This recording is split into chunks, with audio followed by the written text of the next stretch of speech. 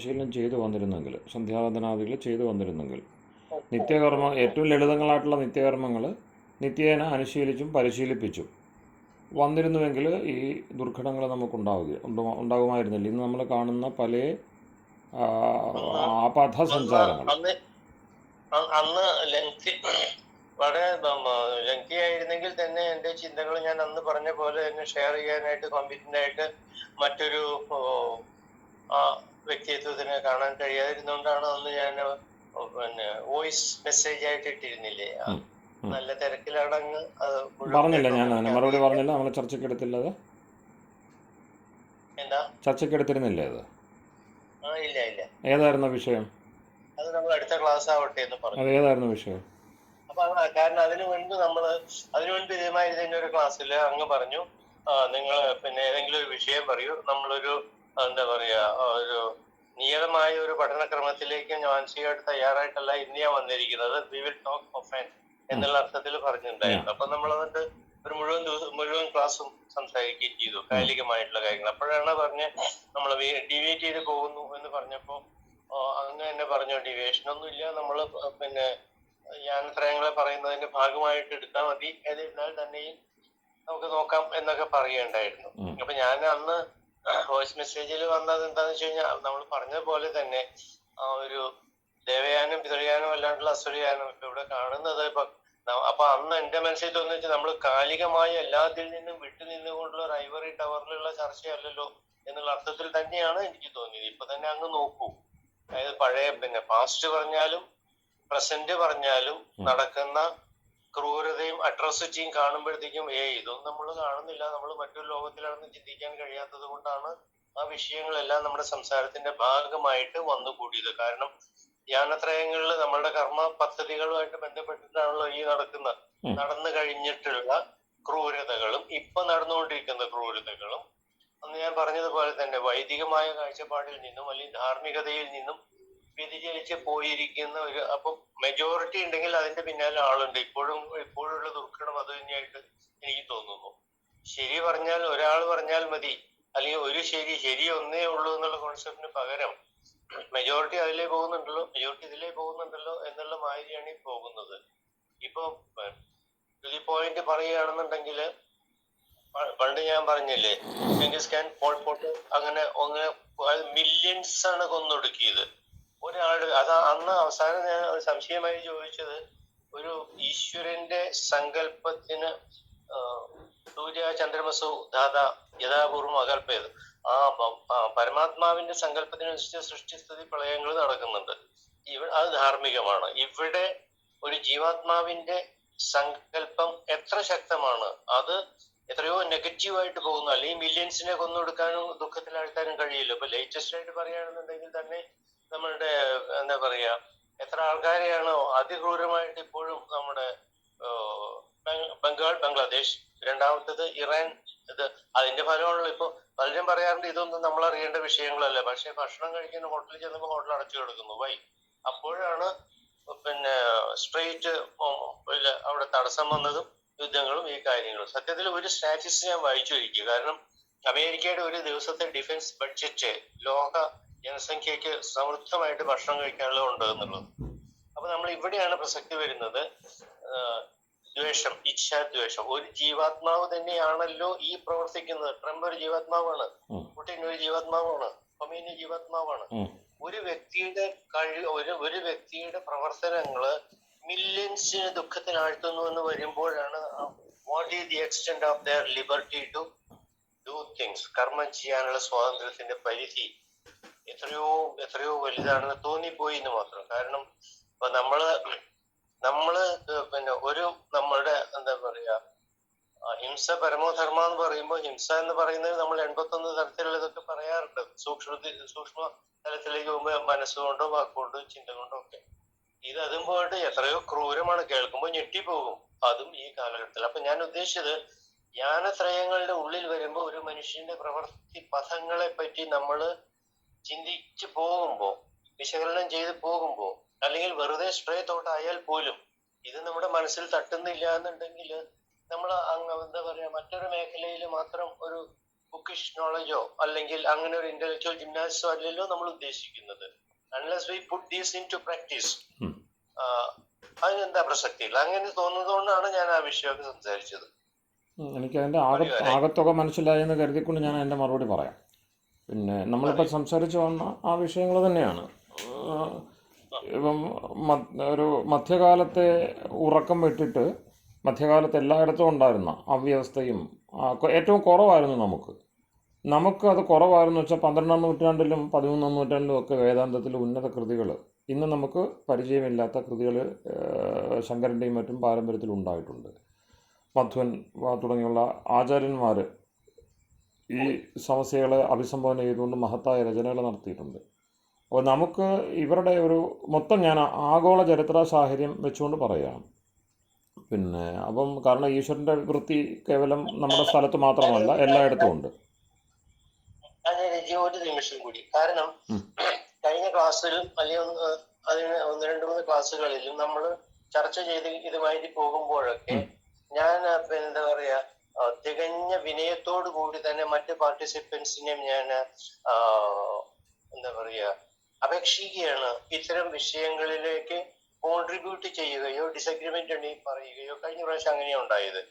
അപ്പോ പിന്നെ ഞാൻ ഉദ്ദേശിക്കുന്നത് അങ്ങ് പറയുന്നതോ മറ്റ് പാർട്ടിസിപ്പന്റ് ആര് പറയുന്നതോ എനിക്കത് ഒരു അറിവാണല്ലോ എന്നുള്ള മനോഭാവം മാത്രമാണ് എനിക്കുള്ളത്.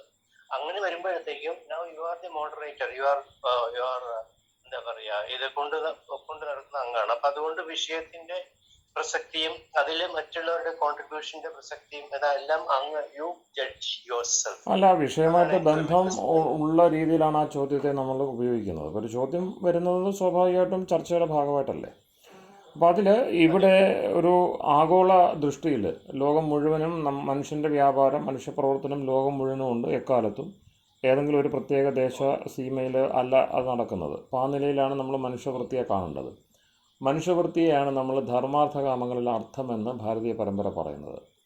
അർത്ഥമെന്ന് പറഞ്ഞാൽ മനുഷ്യവൃത്തി എന്നാണ് അർത്ഥം. ഭൂമിയിലെ മനുഷ്യൻ്റെ പ്രവർത്തനത്തെയാണ് അർത്ഥമെന്ന് സാങ്കേതികമായിട്ട് നിർവചിക്കാനാവുക. കൗട്ടലീയ, അർത്ഥശാസ്ത്രം തുടങ്ങിയുള്ള സാങ്കേതിക ഗ്രന്ഥങ്ങൾ നോക്കുമ്പോൾ ധർമ്മ അർത്ഥ കാമങ്ങൾ എന്ന് പറയുന്നിടത്ത് വെറും കേവലം ഭൂമി തുടങ്ങിയുള്ളവയല്ല, മറിച്ച് ഭൂമി ഉൾപ്പെടെയുള്ള സമ്പത്തുകളിൽ ആസുരീ സമ്പത്തല്ല, ദൈവീ സമ്പത്ത്. നമുക്ക് കുറേ സമ്പത്തുകളുണ്ട്. അതിൽ മൗലികമായത് ദൈവീ സമ്പത്താണ്. അതിനാണ് ദേവയാനം എന്ന് പറയുന്നത്. ദേവയാനം ഒന്നാമത്തെ പദമാകുന്നത് കൊണ്ടാണ് ഈശ്വരൻ എസ്റ്റാബ്ലിഷ് ചെയ്തിരിക്കുന്ന, ഈശ്വരൻ തെക്തമാക്കിയിരിക്കുക. അതാണ് തേന തെക്തേന ഭുഞ്ചീത. ഈശ്വരൻ നൽകിയിരിക്കുന്ന എന്ന് പറഞ്ഞാൽ ഈശ്വരീയമായിട്ടുള്ള വരദാനമായിട്ട് ഈ പ്രകൃതി അദ്ദേഹം ഒരുക്കി തന്നിരിക്കുന്നതാണ്. അപ്പോൾ ഏറ്റവും പ്രാകൃതികമായിട്ടുള്ള ജീവിതം നയിക്കണം എന്ന സന്ദേശമാണ് തേന തെക്തേന ഭുഞ്ചീത എന്നതിലുള്ള തേന തെക്തേന ദത്തേന, അവൻ നൽകിയതിനാൽ. അപ്പം അവൻ നൽകിയതിനെ മോഡിഫൈ ചെയ്യാം നമുക്ക്. അപ്പോൾ അത് മാനുഷിയായി. ദൈവികമായത് ദൈവീ സമ്പത്തി മാനുഷി സമ്പത്താവും. കാരണം കുറേയൊക്കെ നമ്മൾ എന്ത് ചെയ്യുന്നു, വെള്ളത്തിൽ നമ്മുടേതായിട്ടുള്ള ചൂടും തണുപ്പും ഒക്കെ ചേർത്തുകൊണ്ട് വെള്ളത്തെ നമ്മൾ എന്ത് ചെയ്യുന്നുണ്ട്, നമുക്ക് അനുകൂലമാക്കുന്നുണ്ട്. അതിനെല്ലാം അനുവാദമുണ്ട്. പക്ഷേ അതിനെ ആസുരി സമ്പത്താക്കുക എന്നുള്ളിടത്താണ് വിഷയം വരുന്നത്. അതിനെ തന്നെ നമുക്ക് എന്ത് ചെയ്യാം, വെള്ളം ഒരാൾ ഭിക്ഷ യാചിച്ച് വരുന്ന ഒരാൾ, അയാൾ വന്നത് ഇഷ്ടപ്പെട്ടില്ല, ചൂടുവെള്ളം അയാളുടെ മുഖത്തേക്ക് ഒഴിക്കാം. അപ്പോൾ അതേ സമ്പത്ത് തന്നെ അതുവരെ ദാഹം ശമിപ്പിച്ചിരുന്നത് ഒരാളുടെ ജീവിതത്തെ, അയാളുടെ പ്രയാണത്തെ തടയുന്ന രീതിയിൽ ബാധകമാക്കിയും അതിനെ മാറ്റാൻ കഴിയും. ഒരേ സമ്പത്ത് തന്നെ. അപ്പം ദൈവി, മാനുഷി, ആസുരി ഇങ്ങനെ സമ്പത്തിന് വിഭേദമൊന്നുമില്ല, മറിച്ച് ഉപയോഗം കൊണ്ട് ഭേദം വന്നു. സമ്പത്ത് വെള്ളം മാത്രമാണ്. ആ വെള്ളം എന്ന് പറഞ്ഞാൽ ദൈവിയാണ്. അടിസ്ഥാനപരമായിട്ട് ഈശ്വരൻ്റെ സംഭാവനയാണത്. നമുക്കത് ഉണ്ടാക്കാനാവില്ല. H2O എന്നൊക്കെ നമുക്ക് പറയാവുന്ന മാത്രമേ ഉള്ളൂ, അത് നമുക്ക് ഉണ്ടാക്കുവാനാവില്ല. ഈശ്വരൻ നൽകിയിരിക്കുന്ന പ്രഭൂത മാത്രം. അതുകൊണ്ടാണ് തേന തെക്തേന ഭുഞ്ചീത. അവൻ നൽകിയിരിക്കുന്നത് എന്ന് പറഞ്ഞാൽ അത് ചെറുതല്ല, അത് നമുക്ക് അളക്കാനാവാത്ത അത്രയും വിപുലമാണ്. നമുക്കത് അത്രയൊന്നും വേണ്ട നമുക്ക്.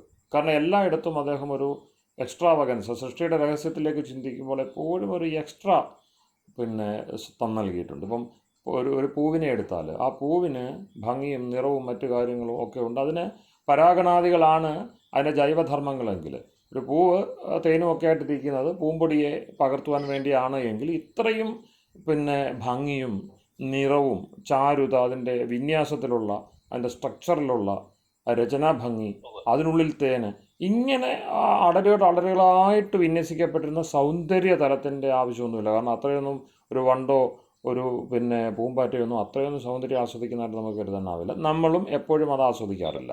പക്ഷേ ഈശ്വരൻ്റെ സൃഷ്ടിയുടെ ഒരു പ്രത്യേകതയാണ് അത്. അങ്ങനെ തന്നെയാണ്, അങ്ങനെ വരുള്ളൂ. അപ്പം സ്രഷ്ടാവിൻ്റെ ആ ആ ആ എന്താ പറയുക ഔന്നത്യം പേറുന്ന സൃഷ്ടികളാണ് ചുറ്റുപാടുമുള്ളത്. അവയെ നമുക്ക് നമ്മുടേതാക്കി നമ്മൾ ഉപയോഗിക്കുമ്പോഴും പലപ്പോഴും പരിമിതപ്പെടുത്തുകയാണ്. കാരണം ശുദ്ധജലത്തെ അങ്ങനെ തന്നെ ഉപയോഗിക്കാനുള്ള പാങ്ങ് നമുക്കില്ല. നമ്മളതുകൊണ്ട് തന്നെ ചൂടാക്കും. കാരണം ഋതുചര്യ ചെയ്യുമ്പോൾ എല്ലാ ഋതുക്കളിലും ഈശ്വരീയമായിട്ടുള്ള ജലം എപ്രകാരമാണോ ഈശ്വരൻ്റെ ജലം എന്ന് പറയുന്നത്, ഈശ്വരൻ്റെ വ്യവസ്ഥയിൽ ചൂടും തണുപ്പുമായിട്ട് അത് സഹജമായിട്ട് വരികയാണ്. തണുപ്പ് കാലത്ത് അതിന് തണുപ്പ് പകരുന്നു, ചൂട് കാലത്ത് അതിൽ ചൂടുണ്ടാകുന്നു. ആ സഹജമായിട്ടുള്ള അങ്ങനെ തന്നെ ഉപയോഗിക്കണമെങ്കിൽ അത്ര കണ്ട് ദൃഢഗാത്രത നമുക്ക് വരണം. അപ്പോൾ യോഗാഗ്നിമയമായ ശരീരം സമ്പാദിച്ചാൽ മാത്രമേ ഈശ്വരൻ്റെ സൃഷ്ടിയെ അതുപോലെ ആസ്വദിക്കാനാവുള്ളൂ. ഇതാണ് വെല്ലുവിളി. തേന തെക്തേന ഭുഞ്ചീത എന്ന് പറയുന്നിടത്തെ വെല്ലുവിളി അവിടാണ്. അവൻ നൽകിയതുകൊണ്ട് കഴിക്കാം എന്നൊക്കെ പറഞ്ഞാൽ ശരിയാണ്. പക്ഷെ കഴിക്കാനിരിക്കുമ്പോഴേ അറിയത്തുള്ളൂ അത് ആ വെള്ളവും പൊള്ളും. കാരണം നമ്മളുടെ ത്യജഹാനവും എന്നുള്ളതാണ്. ഹാന ശബ്ദത്തിന് അർത്ഥം എന്ന് വെച്ചാൽ ഉപയോഗിച്ചൊഴിവാക്കേണ്ടത്. ത്യജിക്കപ്പെട്ടതിന് ത്യാഗബുദ്ധിയോടെ എന്നൊക്കെ അർത്ഥം പറയുന്നുണ്ടെങ്കിൽ അത്രയൊന്നും അതിനകത്തില്ല. ത്യക്തം എന്ന് വെച്ചാൽ ത്യജിക്കപ്പെട്ടത് എന്ന് വെച്ചാൽ അവന് നമുക്ക് അനുഭവത്തിനായി നൽകിയത്. എല്ലാം നൽകിയിട്ടില്ലല്ലോ, എല്ലാം നൽകിയിട്ടില്ല. തൻ്റെ സമ്പത്ത് മുഴുവനും എടുത്ത് അദ്ദേഹം വിന്യസിച്ചല്ല നമ്മൾ ഈ കാണുന്നത്. അദ്ദേഹത്തിൻ്റെ സമ്പത്ത് അതിനകത്ത് എന്താണ് പറയുന്നത്? അമൃതം ദിവി എന്ന് പറയുന്ന അമൃതാകാശമുണ്ട്. ആ അമൃതാകാശത്തിലേക്ക് ജീവാത്മാക്കളെ, അനുഭവശാലികളായ ജീവാത്മാക്കളെ ക്ഷണിച്ചുകൊണ്ട് ആനന്ദ പരിപൂർണമായി രസാത്മകമായിട്ടിരിക്കുകയാണ് അവൻ സ്വയം രസമാണ്. അപ്പോൾ സ്വയം രസമായ വസ്തു അതിൻ്റെ തനത് നിലയിൽ നമുക്ക് അപ്രാപ്യമാണ്. പക്ഷേ അവൻ നൽകിയിട്ടുണ്ട് അതിൻ്റെ ഒരു ചെറിയ അംശം. അതുകൊണ്ടാണ് തുച്ഛേന ആഭു എന്നൊക്കെ നാസരീയത്തിൽ പറയുന്നത്. അതുപോലെ നമ്മളുടെ പുരുഷ സൂക്തത്തിൽ പാദോസ്യ വിശ്വാഭൂതാനി, അവൻ്റെ ഒരു കാല് മാത്രമാണ്, ഒരു ചെറിയൊരു അംശം, 4 മാത്രമാണ് ഈ കാണുന്ന മുഴുവനും എന്ന് പറയുന്നത്. അപ്പം ആ ഒരു അമൃതം ദിവ്യ. അപ്പം അത് ത്രിപാദും ചതുഷ്പാത്തായിരിക്കുന്ന എന്ന് വെച്ചാൽ സമ്പൂർണ്ണമായിരിക്കുന്ന ഈശ്വരൻ്റെ ഒരു ചെറിയ അംശം മാത്രമേ നമ്മളിലേക്ക് എത്തുന്നുള്ളൂ. അതിൻ്റെ ആവശ്യം തന്നെ നമുക്കില്ലെന്നുള്ളതാണ്. കാരണം നമുക്ക് അതൊന്നും ഏറ്റെടുക്കാനുള്ള, സൂര്യപ്രകാശത്തെ പൂർണ്ണമായിട്ട് ഉപയോഗിക്കാനുള്ള ക്ഷമത നമുക്കില്ല. നമ്മൾ സൂര്യപ്രകാശത്തെ ഉപയോഗിക്കാൻ ഇപ്പോഴാണ്, അതായത് ടെക്നോളജി വല്ലാത്ത രീതിയിൽ വികസിച്ച് വന്നപ്പോഴാണ് സൂര്യപ്രകാശത്തെ നേരിട്ട് ഉപയോഗിക്കാൻ വേണ്ടിയുള്ള ചിന്ത പോലും പോകുന്നത്. കാരണം കൃത്രിമമായിട്ടുള്ളത് പെട്ടെന്ന് തട്ടിക്കൂട്ട് സാധനങ്ങളാണ് നമ്മൾ എന്ത് ചെയ്തത് കണ്ടെത്തി ഉപയോഗിച്ചുകൊണ്ടിരുന്നത്. അതിനെ ടെക്നോളജി ഒന്നും പറയാൻ പറ്റത്തില്ല. യഥാർത്ഥത്തിൽ അതൊരു ശരിയായ സാങ്കേതികത ടെക്നോളജി ആവുന്നത് ഈശ്വരീയമായിട്ടുള്ള വരദാനങ്ങളെ അതിൻ്റെ എല്ലാ പൂർണ്ണതയിലും തിരിച്ചറിഞ്ഞ് അമ്മട്ടിൽ ഉപയോഗിക്കാനുള്ള ക്ഷമത നമുക്കെത്തുമ്പോഴാണ്. അത് ഇതര ജീവജാലങ്ങൾ നമ്മളെക്കാൾ അനായാസമായിട്ട് ഉപയോഗിച്ച് കാണിക്കുന്നുണ്ട്. അവർ രോഗരഹിതങ്ങളായിട്ട് ജീവിക്കുന്നു. ബൈബിൾ തുടങ്ങിയുള്ളതൊക്കെ നമുക്ക് കാണാം. പക്ഷികൾ വിതയ്ക്കുന്നില്ല, കൊയ്യുന്നില്ല, ആകാശത്തിലെ പറവുകളെ നോക്കൂ എന്നൊക്കെയുള്ള സംബോധനകൾ കാണാം. അതെന്തുകൊണ്ടാണ്? സഹജത അവർക്കുണ്ട്. ആ സഹജത എന്ന് പറയുന്നത് ഈശ്വരീയമായിട്ടുള്ള വ്യവസ്ഥയ്ക്ക് ഒത്തുപോകുന്നത് കൊണ്ടാണ്. അപ്പം നമുക്ക് അതിൽ നിന്നും ഒരുപാട് അകന്ന ഒരനുഭവമാണ് നമുക്കുള്ളത്. അത് ശരിയല്ല. കാരണം അതുകൊണ്ടാണ് അനൃതേന ഹി പ്രത്യൂഢ മനുഷ്യ എന്ന നിരീക്ഷണത്തിലാണ് ഉപനിഷത്ത് ദർശനം ആരംഭിക്കുന്നതിന്. ഈ മനുഷ്യൻ അനൃതത്താൽ യഥാർത്ഥ ശുദ്ധ സത്യത്തിൽ നിന്ന് താൻ ഉണ്ടാക്കി വെച്ചൊരു കൽപ്പിത യാഥാർത്ഥ്യമുണ്ട്. താൻ കാണുന്ന ഒരു യാഥാർത്ഥ്യമുണ്ട്. ആ താൻ കാണുന്ന യാഥാർത്ഥ്യം താനല്ല, താൻ പോലുമല്ല. അതാണ് എൻ്റെ വിഷയം. ഞാൻ കാണുന്നുണ്ട്, ആ യാഥാർത്ഥ്യം ഞാൻ പോലുമല്ല. എന്ന് വെച്ചാൽ എന്നെപ്പോലും എനിക്കറിയാൻ കഴിയുന്നില്ല. അങ്ങനെ കൽപ്പിതമായൊരു യാഥാർത്ഥ്യത്തിൻ്റെ കൂട്ടിൽ നിന്നുകൊണ്ട് മൊത്തം ലോകത്തെയും അഴിച്ചു പണിയുന്ന കാരണം ഈശ്വരനെ സംശയിക്കുന്നു, ഈശ്വരൻ്റെ കർത്തൃതയെ സംശയിക്കുന്നു. അപ്പോൾ പിന്നെ നമ്മൾ ഇടപെട്ടാൽ മാത്രമേ ഇതൊക്കെ ശരിയാകുള്ളൂ എന്ന് പറഞ്ഞ് നമ്മൾ എന്ത് ചെയ്യുകയാണ്? കണ്ടമാനം കാണിച്ചു കൂട്ടുകയാണ്. അങ്ങനെ കാണിച്ചു കൂട്ടിയിട്ട് ഈശ്വരീയമായ സൃഷ്ടിക്രമത്തിന് ഒരുപാട് വ്യത്യാസമുണ്ടായ അതിൻ്റെ പരമാവധിയിലെത്തുമ്പോഴാണ് അത് കലിയാവുന്നത്, കലികാലമാകുന്നത്. ഇതിനപ്പുറത്തേക്ക് ഇതിനെ നശിപ്പിക്കാൻ അല്ലെങ്കിൽ നാശോന്മുഖമാക്കാൻ ഈശ്വരൻ തയ്യാറല്ലാത്തതുകൊണ്ടാണ് ഇനിയൊരു യുഗമില്ലാത്തത്, ഒരു 0 യുഗമില്ലാത്തത്. 4, 3, 2, 1 ഒരു പൂജ്യയുഗമില്ല. ഇതിനേക്കാൾ കൂടുതൽ അഴിയാൻ ഇനി അനുവദിക്കത്തില്ല. അതായത് അഴിവിൻ്റെ പരമാവധിയാണ് ഈ കാണുന്നത്. അപ്പോൾ അവിടെയാണ് നമ്മൾ സാങ്കേതിക വിദ്യ ഏറ്റവും കൂടുതൽ കാണുന്നത്.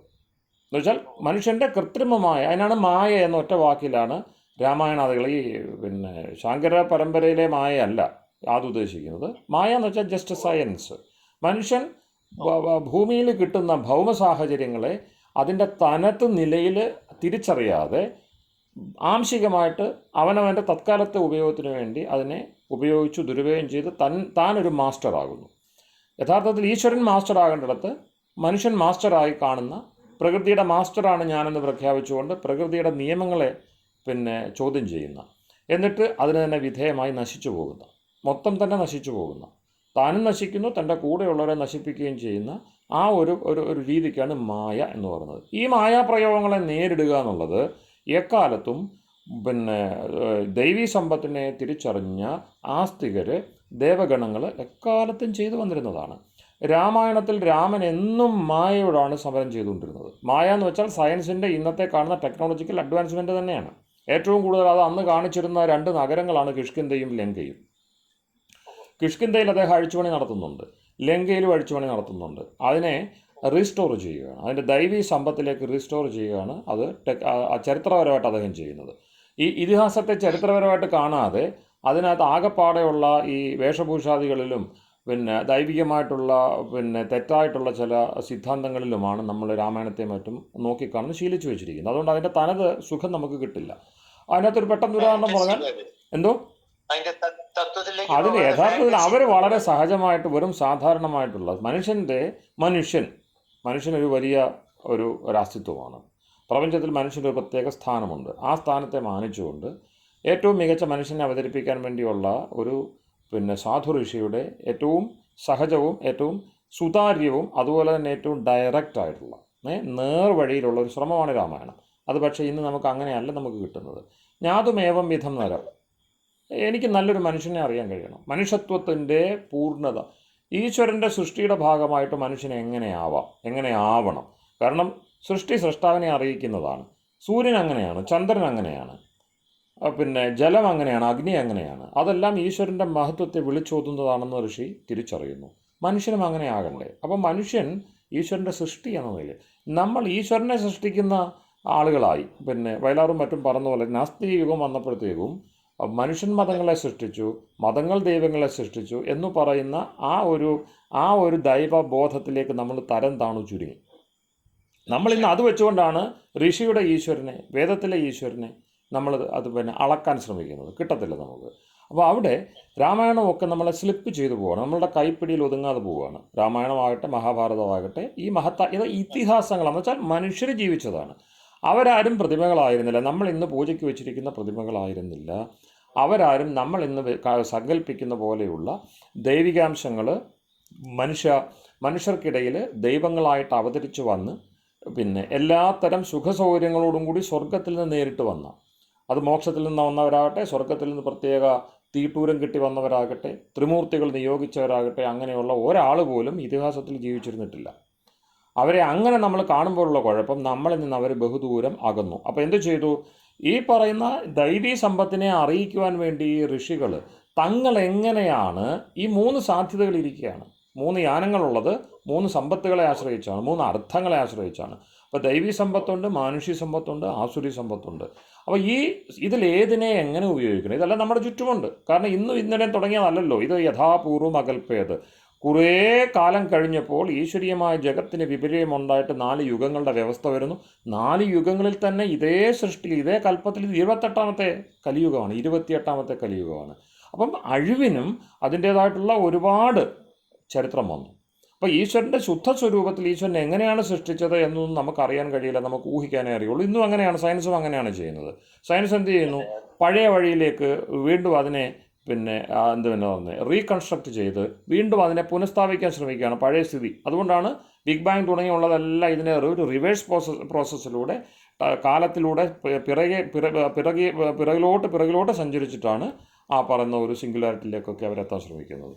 അപ്പോൾ നമുക്കങ്ങനെ പറ്റുള്ളൂ, കാരണം നമ്മൾ അത്രയും അകന്നാണ്. അപ്പോൾ പറഞ്ഞു വന്നത്, ദൈവീ സമ്പത്ത്, മാനുഷിക സമ്പത്ത്, ആസുരി സമ്പത്ത്, ഇത് 3 ഇരിക്കെ 3 പദങ്ങളെ സംബന്ധിച്ചുള്ള കോഷൻസും പ്രിക്കോഷൻസും എല്ലാ തരം സൂചനകൾ മാർഗനിർദ്ദേശങ്ങൾ വേദത്തിൽ നേരിട്ട് തന്നെ വേദമന്ത്രങ്ങൾ തന്നെ നമുക്ക് നൽകിയിരിക്കെ അതനുസരിച്ച് അത് ശ്രദ്ധിച്ച് എങ്ങനെയാണ് തങ്ങൾ ജീവിച്ചതെന്ന് അറിയിക്കുവാൻ വേണ്ടിയാണ് 2 ഇതിഹാസങ്ങളെ അവർ നിർമ്മിച്ചത്.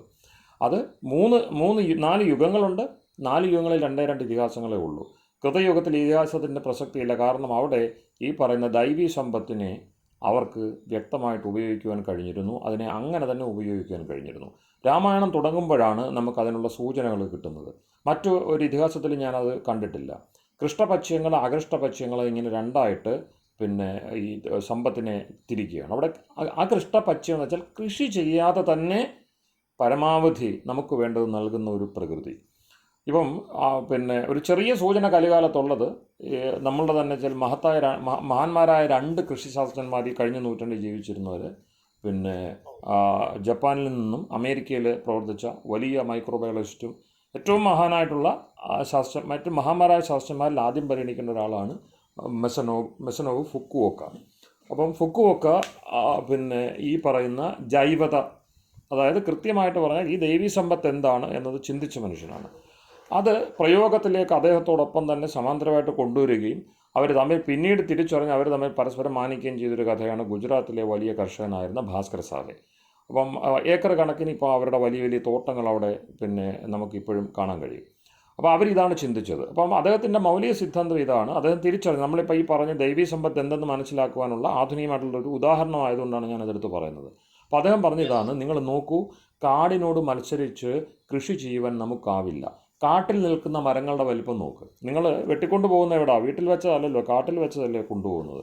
അപ്പം കാടിനോട് മത്സരിച്ച് നമുക്ക് അത്രയും വലിയ വിളവുകൾ, അത്രയും ഒരു ഏതെങ്കിലും ഒരു ഇനത്തിൻ്റെ, ഏതെങ്കിലും ഒരു പ്രജാതിയുടെ ഏറ്റവും മികച്ച രൂപങ്ങൾ കാട്ടിൽ നിൽക്കുന്നു. അത് തിരിച്ചറിയണം. അപ്പോൾ അതിനെന്താണ് അർത്ഥം? പ്രകൃതിയാണ്, കാടാണ് ഏറ്റവും മികച്ച കർഷകൻ. ആ കർഷകനോട് മത്സരിച്ച് വേറൊരു മാതൃക സൃഷ്ടിച്ച് മികച്ച വിളവുണ്ടാക്കുക അസാധ്യമാണ്. അതുകൊണ്ട് എന്ത് ചെയ്യണം? കാടിൻ്റെ കൃഷിരീതി അറിയണം. കാട് കർഷകനാണ്. കാട്ടിലെ കർഷകൻ ആരാണ്? സ്വാഭാവികമായിട്ടും പ്രകൃതിയല്ല, ഈശ്വരനാണ്. അപ്പോൾ താൻ നിർമ്മിച്ച തൻ്റെ സൃഷ്ടിയുടെ ഏറ്റവും മികച്ച വൈഭവങ്ങൾ താൻ പലയിടത്തായിട്ട് ഇട്ടിട്ടുണ്ട്, കാണിച്ചു തന്നിട്ടുണ്ട്. അതിനെ തിരിച്ചറിയണം എന്ന സന്ദേശം തന്നെയാണ് ആധുനിക സയൻസിൻ്റെ രീതിയിലാണ് ഈ വൺ സ്ട്രോ റെവല്യൂഷൻ എന്ന് പറഞ്ഞ് ഇന്നും അക്കാഡമിക് സമൂഹം വലിയ ആദരവോടുകൂടി ഏറ്റെടുത്തിരിക്കുന്ന ഫുക്കോക്കയുടെ ചിന്തകൾ. അപ്പോൾ അത് നമ്മൾ പിന്നീട് എന്ത് ചെയ്തു? ഇപ്പോൾ ഈ ജൈവ കൃഷി ഉൾപ്പെടെ എല്ലാം ഇത്രയും വ്യാപകമാകുന്നതിൻ്റെ പിന്നിൽ പ്രവർത്തിച്ച പ്രധാന ചേതനയായിരുന്നു ഫുക്കോക്ക. അപ്പം അദ്ദേഹത്തിൻ്റെ അതിനെ നമുക്കെങ്ങനെ കാണാൻ കഴിയുമെന്ന് വെച്ചാൽ, നമ്മൾ ഈ കൃഷ്ണപക്ഷ്യം അകൃഷ്ടപക്ഷ്യം എന്ന സങ്കല്പത്തിലൂടെയാണ് പ്രകൃതിയിലേക്കുള്ള മനുഷ്യൻ്റെ യാത്രയെ, പ്രകൃതിയിലൂടെയുള്ള മനുഷ്യൻ്റെ യാത്രയെ രാമായണം ഇതിഹാസം കാണുന്നത്. അപ്പോൾ കൃതയുഗത്തിൽ അതായിരുന്നു അകൃഷ്ടപക്ഷ്യമായ ഭൂമി, കൃഷി ചെയ്യാതെ തന്നെ വേണ്ട വിളവ് തരുന്നത്. കാരണം അത് ഇപ്പോഴും നമുക്ക് കാണാൻ കഴിയും. ഗംഗ യമുന സമതലങ്ങളിൽ ലോകത്തിലെ ഏറ്റവും ഫലഭൂയിഷ്ടമായിട്ട് ഇപ്പോഴും നിലനിൽക്കുന്ന ആ മണ്ണ്, അവിടെ 70 കോടി മനുഷ്യരൊക്കെയാണ് ഒരു പ്രധാനപ്പെട്ട ഒരു വർഷമൊക്കെ എന്ത് ചെയ്യുന്നത്? തീർത്ഥയാത്രയ്ക്കും മറ്റ് ദൈനംദിന ആവശ്യങ്ങൾക്കുമായിട്ട് ഗംഗ ഉപയോഗിക്കുന്നത്. അപ്പം അതൊന്നും നമുക്ക് ചിന്തിക്കാനാവാത്ത അത്രയും വലിയ ഉപയോഗമാണ് ഗംഗയും മറ്റും നമ്മുടെ മുമ്പിൽ. അതായത് ഈശ്വരൻ്റെ സൃഷ്ടിയുടെ ഭാഗമായിട്ടുള്ള ആ വിധാനങ്ങൾ നമ്മളെ എങ്ങനെയാണ് നിലനിർത്തുന്നത്. അപ്പോൾ സാധാരണ മനുഷ്യൻ അതിനെ ആശ്രയിച്ചാണ് ജീവിക്കുന്നത്. 70 കോടിക്ക് മേലാണ് ഒരു കണക്കെടുത്ത് നോക്കുമ്പോൾ ഗംഗയെ ഉപജീവിച്ച് ജീവിക്കുന്ന മനുഷ്യരുടെ എണ്ണം എന്ന് പറയുന്നത്. നമുക്കൊന്നും സ്വപ്നം കാണാൻ പറ്റത്തില്ല. അതിന് പകരം ഒരു മനുഷ്യവ്യവസ്ഥയെപ്പറ്റി ചിന്തിക്കുമ്പോഴാണ് ഒരു കാര്യവും നമുക്ക് ചെയ്യാൻ പറ്റില്ല. നമ്മൾ വെറും പാസീവ് ക്രിയേറ്റേഴ്സ് മാത്രമാണ്, ആക്റ്റീവ് അല്ല. നമ്മൾ ഒരുപാട് സൃഷ്ടിക്കുന്നുണ്ട്. ആ സൃഷ്ടിക്കുന്ന എത്ര പേര് ഉപയോഗിക്കുന്നുണ്ട്? ഭയങ്കരമായ ടെക്നോളജിക്കൽ അഡ്വാൻസ് ആണ്. എത്ര പേരത് ഉപയോഗിക്കുന്നുണ്ട്? എല്ലാവരുടെയും ഉപയോഗത്തെ തൃപ്തിപ്പെടുത്തുവാൻ പാകത്തിനുള്ള അത്രയും മികച്ച, അത്രയും സോഷ്യലിസ്റ്റിക്കായ സാമഗ്രികൾ നമുക്ക് ഉണ്ടാക്കുവാൻ കഴിയുന്നുണ്ടോ? വിതരണ ശൃംഖല നമുക്കുണ്ടോ? ഇല്ല, എങ്ങും എത്തുന്നില്ല. ഇന്നത്തെ ഏറ്റവും വലിയ ലോജിസ്റ്റിക്സ് പോലും അവർക്ക് ആവശ്യമുള്ളിടത്തേക്ക് പോലും എത്തുവാൻ കഴിയാതെ ബുദ്ധിമുട്ടുന്ന കാഴ്ചയാണ് നമുക്ക് കാണാൻ കഴിയുന്നത്. അപ്പോൾ ഇത് വൈരുദ്ധ്യമാണ്. അതുകൊണ്ട് അകൃഷ്ടപക്ഷ്യ മാതൃകയാണ് കൃതയുഗത്തിലുണ്ടായിരുന്നത്. പക്ഷേ കൃഷി ആരംഭിക്കുന്നു. ആ ആരംഭിച്ച കൃഷി പല വഴിക്ക് പോകുന്നു. അത് കുറേയൊക്കെ സഹജമായിട്ട് ഗ്രാമാന്തരങ്ങളിൽ നിലനിന്നു. അവിടെ നിന്നും ഗ്രാമങ്ങൾ കൂടിയിട്ട് ഖർവങ്ങൾ, പട്ടണങ്ങൾ, നഗരങ്ങൾ, അങ്ങനെയുള്ള വ്യവസ്ഥ വന്നു. ആ വ്യവസ്ഥ വന്നുകൂടെ വാണിജ്യവും മറ്റും അനിവാര്യമായി, വ്യവസായം അനിവാര്യമായി. അങ്ങനെ ഫാക്ടറി വൽക്കരണം, ചുരുക്കി പറഞ്ഞാൽ മൂലത്തിൽ നിന്നും എങ്ങനെയോ അകന്നുപോയി. മൂലത്തിൽ നിന്ന് അകന്നു പോകുന്നതുകൊണ്ട് കുഴപ്പമില്ല. മൂലത്തെപ്പറ്റിയുള്ള ധാരണയിൽ നിന്നും അകന്നു പോയതുകൊണ്ട് കൃഷിയെ നിഷേധിച്ചുകൊണ്ടുള്ള ആധുനിക വ്യവസ്ഥ വരെ ഇന്ന് നമ്മൾ എത്തിച്ചേർന്നിരിക്കുന്നു. ചില പിന്നെ എന്താ പറയുന്നത്, ഇതേപോലെ ഫുക്കുവൊക്കെ പോലെയുള്ള ചില ദുസൂചനകൾ അവിടെയും ഇവിടെയും കിടക്കുന്നതുകൊണ്ട് നമ്മൾ ആഴത്തിൽ ആ പറയുന്ന ഭീതി നമുക്ക് ആഴത്തിൽ നമ്മളെ എല്ലാവരെയും ബാധിച്ചിട്ടില്ല എന്നേ ഉള്ളൂ. പക്ഷേ അതൊരു സഹജ സത്യമാണ്. കാരണം ഈശ്വരീയമായിട്ടുള്ള പ്രാകൃതികങ്ങളായിട്ടുള്ള നന്മകളിൽ നിന്ന് നമ്മൾ ബഹുദൂരം അകറ്റപ്പെട്ടിരിക്കുന്നു. അപ്പോൾ ഉപനിഷത്ത് ആരംഭിക്കുമ്പോൾ തന്നെ അനൃതേന ഹി പ്രത്യൂഢ മനുഷ്യ, ധനം കൊണ്ട് തൃപ്തിപ്പെടാൻ ആവാത്തവനാണ് മനുഷ്യൻ മൗലികമായിട്ട്. പക്ഷേ അവൻ അനൃതത്താൽ വളരെയേറെ അകറ്റപ്പെട്ടിരിക്കുന്നു യഥാർത്ഥ അനുഭവ സമ്പത്തിൽ നിന്ന്. അതിനു മുമ്പ് വലിയൊരു ഉപദർശനം ചാന്തോക്യത്തിൽ കാണാം. നാം നിധിക്ഷേത്രത്തിലാണ്. നിധിക്ഷേത്രത്തിലിരിക്കെ നിധിയിൽ നിന്നും നിരന്തരം അകന്നിരിക്കുകയും നിധിക്ഷേത്രത്തിലൂടെ നിരന്തരം സഞ്ചരിച്ചുകൊണ്ടിരിക്കെ നിധി നമ്മളിൽ നിന്ന് അകന്ന് ഒഴിഞ്ഞ് എവിടെയോ മറിഞ്ഞിരിക്കുന്ന നാം അതിനുവേണ്ടി വല്ലാതെ വേവലാതിപ്പെടുകയും കണ്ടമാനം പലതും കാട്ടിക്കൂട്ടുകയും ചെയ്യുകയും എന്നിട്ടും ഈ നിധി നമുക്ക് അപ്രാപ്യമായിട്ട് തന്നെ തുടരുകയും ചെയ്യുന്ന ഒരു ദുരവസ്ഥ നമുക്കുണ്ട് എന്ന് ചാന്തോക്യം പറയുന്നു. അപ്പോൾ ഈ പറയുന്ന എല്ലാം ഇരിക്കുന്നു, എല്ലാം നിറഞ്ഞ് എന്തോ അതിലെ വിവക്ഷ എന്താണ്? നിധി എന്ന വിവക്ഷ എന്താണ് അവിടെ? ഇതം ബ്രഹ്മലോകം മഹീയത, ഈശ്വരനാണ് നിധി. ഈശ്വരനാണ് നിധി. ഞാൻ നേരത്തെ പറഞ്ഞല്ലോ, അതിൻ്റെ ഒരു ചെറിയ ശതമാനം മാത്രമേ നമുക്കുള്ളൂ. ആനന്ദ ജായന്തേ ഭൂതാനി. ഈ സമസ്ത ആനന്ദത്തിൻ്റെ ഒരു മാത്ര ഉപജീവനം ചെയ്തുകൊണ്ടാണ് ഓരോ ജീവനും നിലനിൽക്കുന്നത് എന്ന് തൈത്തിരീയം വിശദമാക്കുന്നു ഈ അവസ്ഥയെ. ആനന്ദത്തിൻ്റെ ഒരു മാത്രം ഉപജീവിച്ചുകൊണ്ടാണ് നമ്മൾ ഈ സന്തോഷിക്കുന്നത്, ആനന്ദിക്കുന്നത്. നമ്മൾ യഥാർത്ഥത്തിൽ ആനന്ദിക്കുകയല്ല ചെയ്യുന്നത്. ആനന്ദത്തോട് ബന്ധപ്പെട്ടല്ല നമ്മൾ ആനന്ദിക്കുന്നത്. ആനന്ദം എന്ന് വെച്ചാൽ ആനന്ദം ബ്രഹ്മണോ വിദ്വാൻ, ഈശ്വരനാണത്. അതിൻ്റെ ലക്ഷണം തന്നെ ബിഭേതി കുതശ്ചന, ഒരു കാരണവും തന്നെ ഭയപ്പെടുത്താനില്ല എന്ന നിലയിൽ സ്വസ്ഥനായൊരു മനുഷ്യൻ ഇരിക്കുന്നു എങ്കിൽ അവൻ ആ ആനന്ദത്തോട് ബന്ധപ്പെട്ടു എന്ന് പറയാൻ കഴിയും. ന ബിഭേതി കുതശ്ചന. ആചാര്യജി, തൈത്തിരീയത്തിലല്ലേ ആനന്ദത്തിന്റെ ഒരു പ്രോഗ്രഷൻ പോലെ പറയുന്നത്? മാനുഷാനന്ദം മുതൽ ബ്രഹ്മാനന്ദം വരെയുള്ള ഒരു ക്രമം പറയുന്നത്. അപ്പോൾ അവിടുത്തെ ക്രമം എന്താണ്? ഏറ്റവും ആരോഗ്യമുള്ള ഒരു മനുഷ്യന്, ഏറ്റവും ആരോഗ്യമുള്ള യൗവനാവസ്ഥയിലുള്ളൊരു മനുഷ്യനാണ് എന്തൊക്കെ ആഗ്രഹിക്കുന്നു അതെല്ലാം അവനോട് ഒപ്പമുണ്ട്. ഒപ്പം ഈ പറയുന്ന ഭൂമിയിലെ എന്തെല്ലാം ഐശ്വര്യങ്ങളുണ്ടോ, ഈശ്വരീയ സമ്പത്തുകളെയാണ് ഐശ്വര്യങ്ങളെന്ന് പറയുന്നത്, ദൈവീ സമ്പത്തുകൾ എല്ലാം അവന് സഹജമായിട്ട് ലഭ്യമാണ്. അനായാസേന ലീലയാൽ ലഭ്യമായിരിക്കെ അവനുണ്ടാകുന്ന ആനന്ദത്തിൻ്റെ ആനന്ദമുണ്ടല്ലോ, ആ ആനന്ദമാണ് ബ്രഹ്മാനന്ദത്തിൻ്റെ ആദ്യപടി. അവിടെ നിന്നാണ് എവിടെ തൊട്ട് നമുക്ക് ചിന്തിക്കാം, നമ്മൾ പാസ് ചെയ്യേണ്ട passage to infinity, passage to Brahman, passage to bliss എന്ന് പറയുന്നത് അവിടെ ആരംഭിക്കുകയാണ്. മനുഷ്യഗന്ധർവൻ തുടങ്ങി അങ്ങനെ പോവാണ്. ആചാരദേവന്മാർ അങ്ങനെ പിന്നെ കർമ്മം കൊണ്ട് നേടിയവർ അങ്ങനെ അവരുടെ ഒരു പടി പറയാണ് ആനന്ദത്തിൽ. അപ്പം ഇതെല്ലാം എന്താ? അപ്പം ഈ സർവഭൂതങ്ങളും സർവജീവജാലങ്ങളും ആനന്ദത്തിൻ്റെ അംശത്തെ മാത്രമേ ഉപജീവിക്കുന്നു എന്നാണ് പറയുക. അപ്പം ഈ വ്യവസ്ഥ സഹജമായി തിരിച്ചറിവുണ്ടായിരുന്ന കാലത്തിൻ്റെ പേര് കൃതം. അവിടെ എന്താണ്? കർമ്മം ചെയ്യേണ്ടതില്ല, മറിച്ച് അത് കൃതമാണ്. കൃതബോധ്യമുണ്ട്, ചെയ്യപ്പെട്ടത് എന്ന ബോധ്യമുണ്ട്. ചെയ്യാൻ ഇനിയുമുണ്ട്. എന്താണ് നമ്മൾ ഇനി നേടാനുള്ളത്? നമുക്കിനി എന്തെങ്കിലും നേടാനുണ്ടോ? ആത്മാവെന്ന നിലയിൽ നേടാനില്ല. നമ്മളെ ബ്രഹ്മമാണെങ്കിൽ ഒട്ടും നേടാനില്ല. പിന്നെയും നേടാനുണ്ടെന്നുള്ള ചിന്ത എന്തുകൊണ്ട് വരുന്നു? ഞാൻ ചോദിച്ചോട്ടെ, നമ്മളുടെ അസ്തിത്വം ആത്മാവിൽ നമ്മൾ സ്ഥിരമാണ് എങ്കിൽ, നമുക്ക് ആത്മവത്ത ഉണ്ട് എങ്കിൽ, അതെന്തും ആയിക്കോട്ടെ, അത് ബ്രഹ്മത്വം വരെയുള്ളത് പിന്നെ കണ്ടുകൊള്ളുക. അല്ലെങ്കിൽ സാധാരണ ജീവാത്മാവാകട്ടെ നിത്യവസ്തുവാണ്, ശുദ്ധവസ്തുവാണ്, അല്ലേ? ബുദ്ധവസ്തുവാണ്. നിത്യവും ശുദ്ധവും ബുദ്ധവുമാണ് എങ്കിൽ സ്വാഭാവികമായിട്ട് അത് മുക്തവുമാകണം. നിത്യവും ശുദ്ധവും ബുദ്ധവുമാണ് എങ്കിൽ അത് സ്വാഭാവികമായിട്ടും മുക്തവുമാകണം. അപ്പോൾ ഈ 4 ഗുണങ്ങളുമുള്ള ഒരു വസ്തുവിനെ സംബന്ധിച്ച് ഇനി അതിനെന്താണ് നിറവിന് വേണ്ടത്? അത് നിറഞ്ഞിരിക്കുന്നതാണ്.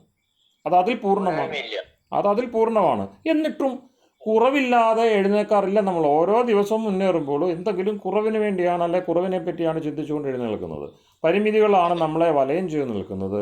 അനുഭവത്തിൻ്റെ പൂർണ്ണത പോലും നമ്മളെ സംബന്ധിച്ച് വർഷാവർഷം നീണ്ടു പോകും തോറും നമ്മൾ അനുഭവശാലികളാകുന്നു, ജ്ഞാനവൃദ്ധന്മാരാകുന്നു എന്നതിന് പകരം പരിമിതിയുടെ ബോധ്യം കൂടുതലുള്ളവരാകുന്നു എന്നതാണ് എന്നെപ്പോലുള്ളവരുടെ അനുഭവം. അപ്പോൾ അത് പിന്നെ കൃതയുഗത്തെ സംബന്ധിച്ചുള്ള വിലക്ഷണമായിട്ടുള്ള ഒരു സ്ഥിതിയാണ്. അപ്പോൾ അതിന് ഇതിഹാസത്തിൻ്റെ ആവശ്യമില്ല. അതിനെ നമുക്ക് വർണ്ണിച്ചങ്ങനെ കൊണ്ടുപോകാൻ കഴിയില്ല. കാരണം ഓരോ വ്യക്തിയും അത് അനുഭവിച്ചുകൊണ്ടിരുന്നു. അവരുടെ ബോധ്യങ്ങൾ അങ്ങനെ ഉണ്ട് എന്ന് ത്രേതായുഗത്തിലെ ഋഷികുലങ്ങൾ അനുസ്മരിക്കുന്നിടത്ത് മാത്രമേ നമുക്ക് കൃത്യത്തിലേക്ക് പ്രവേശമുള്ളൂ. നമ്മളുടെ ചിന്ത കൊണ്ട് നമുക്ക് എത്തുവാനാവുകയുള്ളൂ. അപ്പോൾ ത്രേതായുഗത്തിൽ ഇത് ചിന്തിക്കുമ്പോൾ അകൃഷ്ടപശ്യമായിട്ടുള്ള ഭൂമിയെ പറ്റിയുള്ള ചിന്തകൾ മഹാഭാരതത്തിലും അതിൻ്റെ ലാഞ്ചനകളുണ്ട്, പിന്നെ രാമായണത്തിലുമുണ്ട്. ഈ അകൃഷ്ടപശ്യ വിചാരം, സഹജമായിട്ടുള്ള ദൈവീ സമ്പത്തിനെ സംബന്ധിച്ചുള്ള അനുഭോഗത്തിൻ്റെ ഉത്തമമായിട്ടുള്ള ഭോഗത്തിൻ്റെ വിധി, അത് മറ്റെങ്ങും കാണുന്നില്ല. നമുക്കിന്ന് കാണുന്ന പ്രകൃതിയുടെ ഈ രൂപമോ ഭാവമോ ഒന്നും ആയിരുന്നില്ല അന്ന് എന്നത് നമുക്ക് ഊഹിക്കാനാവും.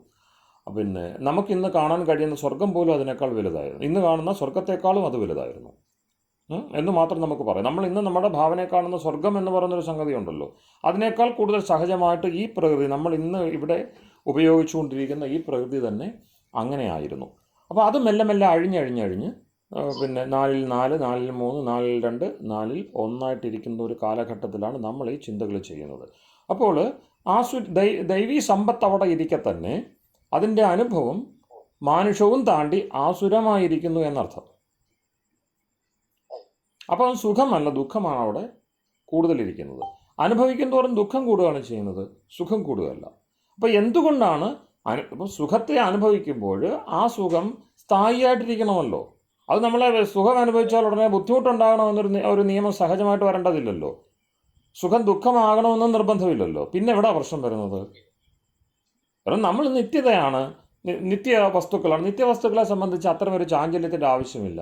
അവിടെയാണ് ഈ എന്താണ് പറയുന്നത്, അനൃതം എന്ന് പറയുന്ന, അല്ലെങ്കിൽ അസത്യം എന്ന് പറയുന്ന, മായ എന്ന് പറയുന്ന സംഗതി നമ്മളെ പിടികൂടിയിരിക്കും. അപ്പോൾ ഇവിടെ ഈ ഒരവസ്ഥയെ താണ്ടുവാൻ വേണ്ടി പ്രകൃതിയെ തന്നെ ആശ്രയിച്ചുകൊണ്ട് ടെക്നോളജിക്കൽ അഡ്വാൻസ്, സാങ്കേതികമായിട്ടുള്ള മികവുകൾ നേടുക, സുഖത്തെ വർദ്ധിപ്പിക്കുക. ഇപ്പം പിന്നെ എന്തെങ്കിലും ഇഷ്ടമുള്ള ഭക്ഷണം കഴിച്ചു കഴിഞ്ഞാൽ അജീർണം ഉണ്ടാകുന്നു, ദഹനക്കേട് ഉണ്ടാകുന്നതുകൊണ്ട് കഴിക്കാതിരിക്കുന്ന ആളുണ്ട്.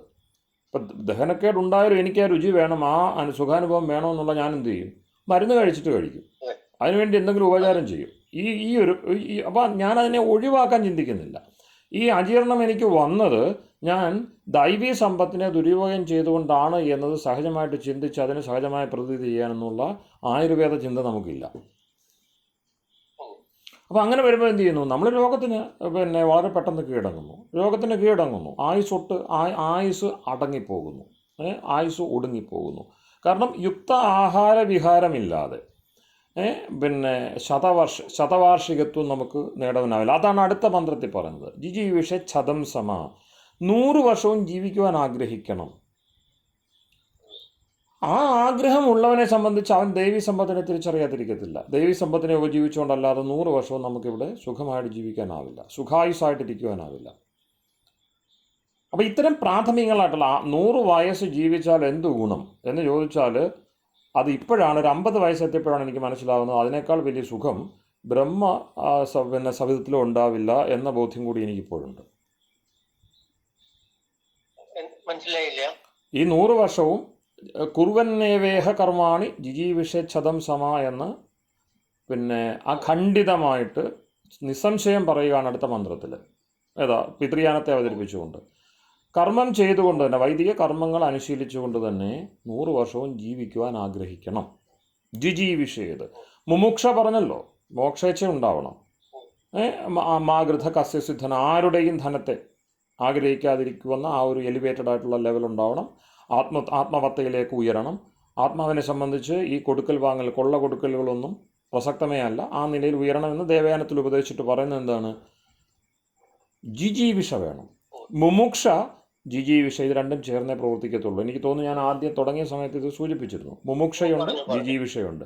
അപ്പോൾ ഈ ജിജീവിഷയുടെ വിഷയം എന്താണ്? ഇപ്പോൾ ഈ 50 വയസ്സെത്തി നിൽക്കുമ്പോൾ എനിക്ക് മനസ്സിലാവുന്ന കാര്യം, നമുക്ക് 100 വയസ്സ് വരെ ഈ ജിജീവിഷ വെച്ച് പുലർത്താൻ കഴിഞ്ഞാൽ അതിനേക്കാൾ വലിയ ബ്രഹ്മത്വ പ്രാപ്തിയില്ല. കാരണം സഹജമായിട്ട് നമ്മൾ ബ്രഹ്മാവബോധമില്ലാതെ ഇത് ബ്രഹ്മലോകമാണെന്നും ഞാൻ നിധിക്ഷേത്രത്തിൽ ഇരുന്നുകൊണ്ട് നിധിയുടെ ഉത്തരാധികാരിയായിട്ട് സുഖം അനുഭവിക്കുന്നവനാണ്, ഞാൻ അനുഭവിക്കുന്ന സുഖത്തിന് ഞാൻ ഒരു കടവും വീട്ടേണ്ടതില്ലെന്നും എനിക്ക് എന്നെ ദുഃഖം പിന്തുടരുന്നില്ലെന്നും, അതുകൊണ്ടാണ് എന്താ ഏവം ത്വയി നാന്യഥേത്തോസ്തി ന കർമ്മലിപ്യതയെന്നരെ, നിന്നെ കർമ്മം തൊടില്ല.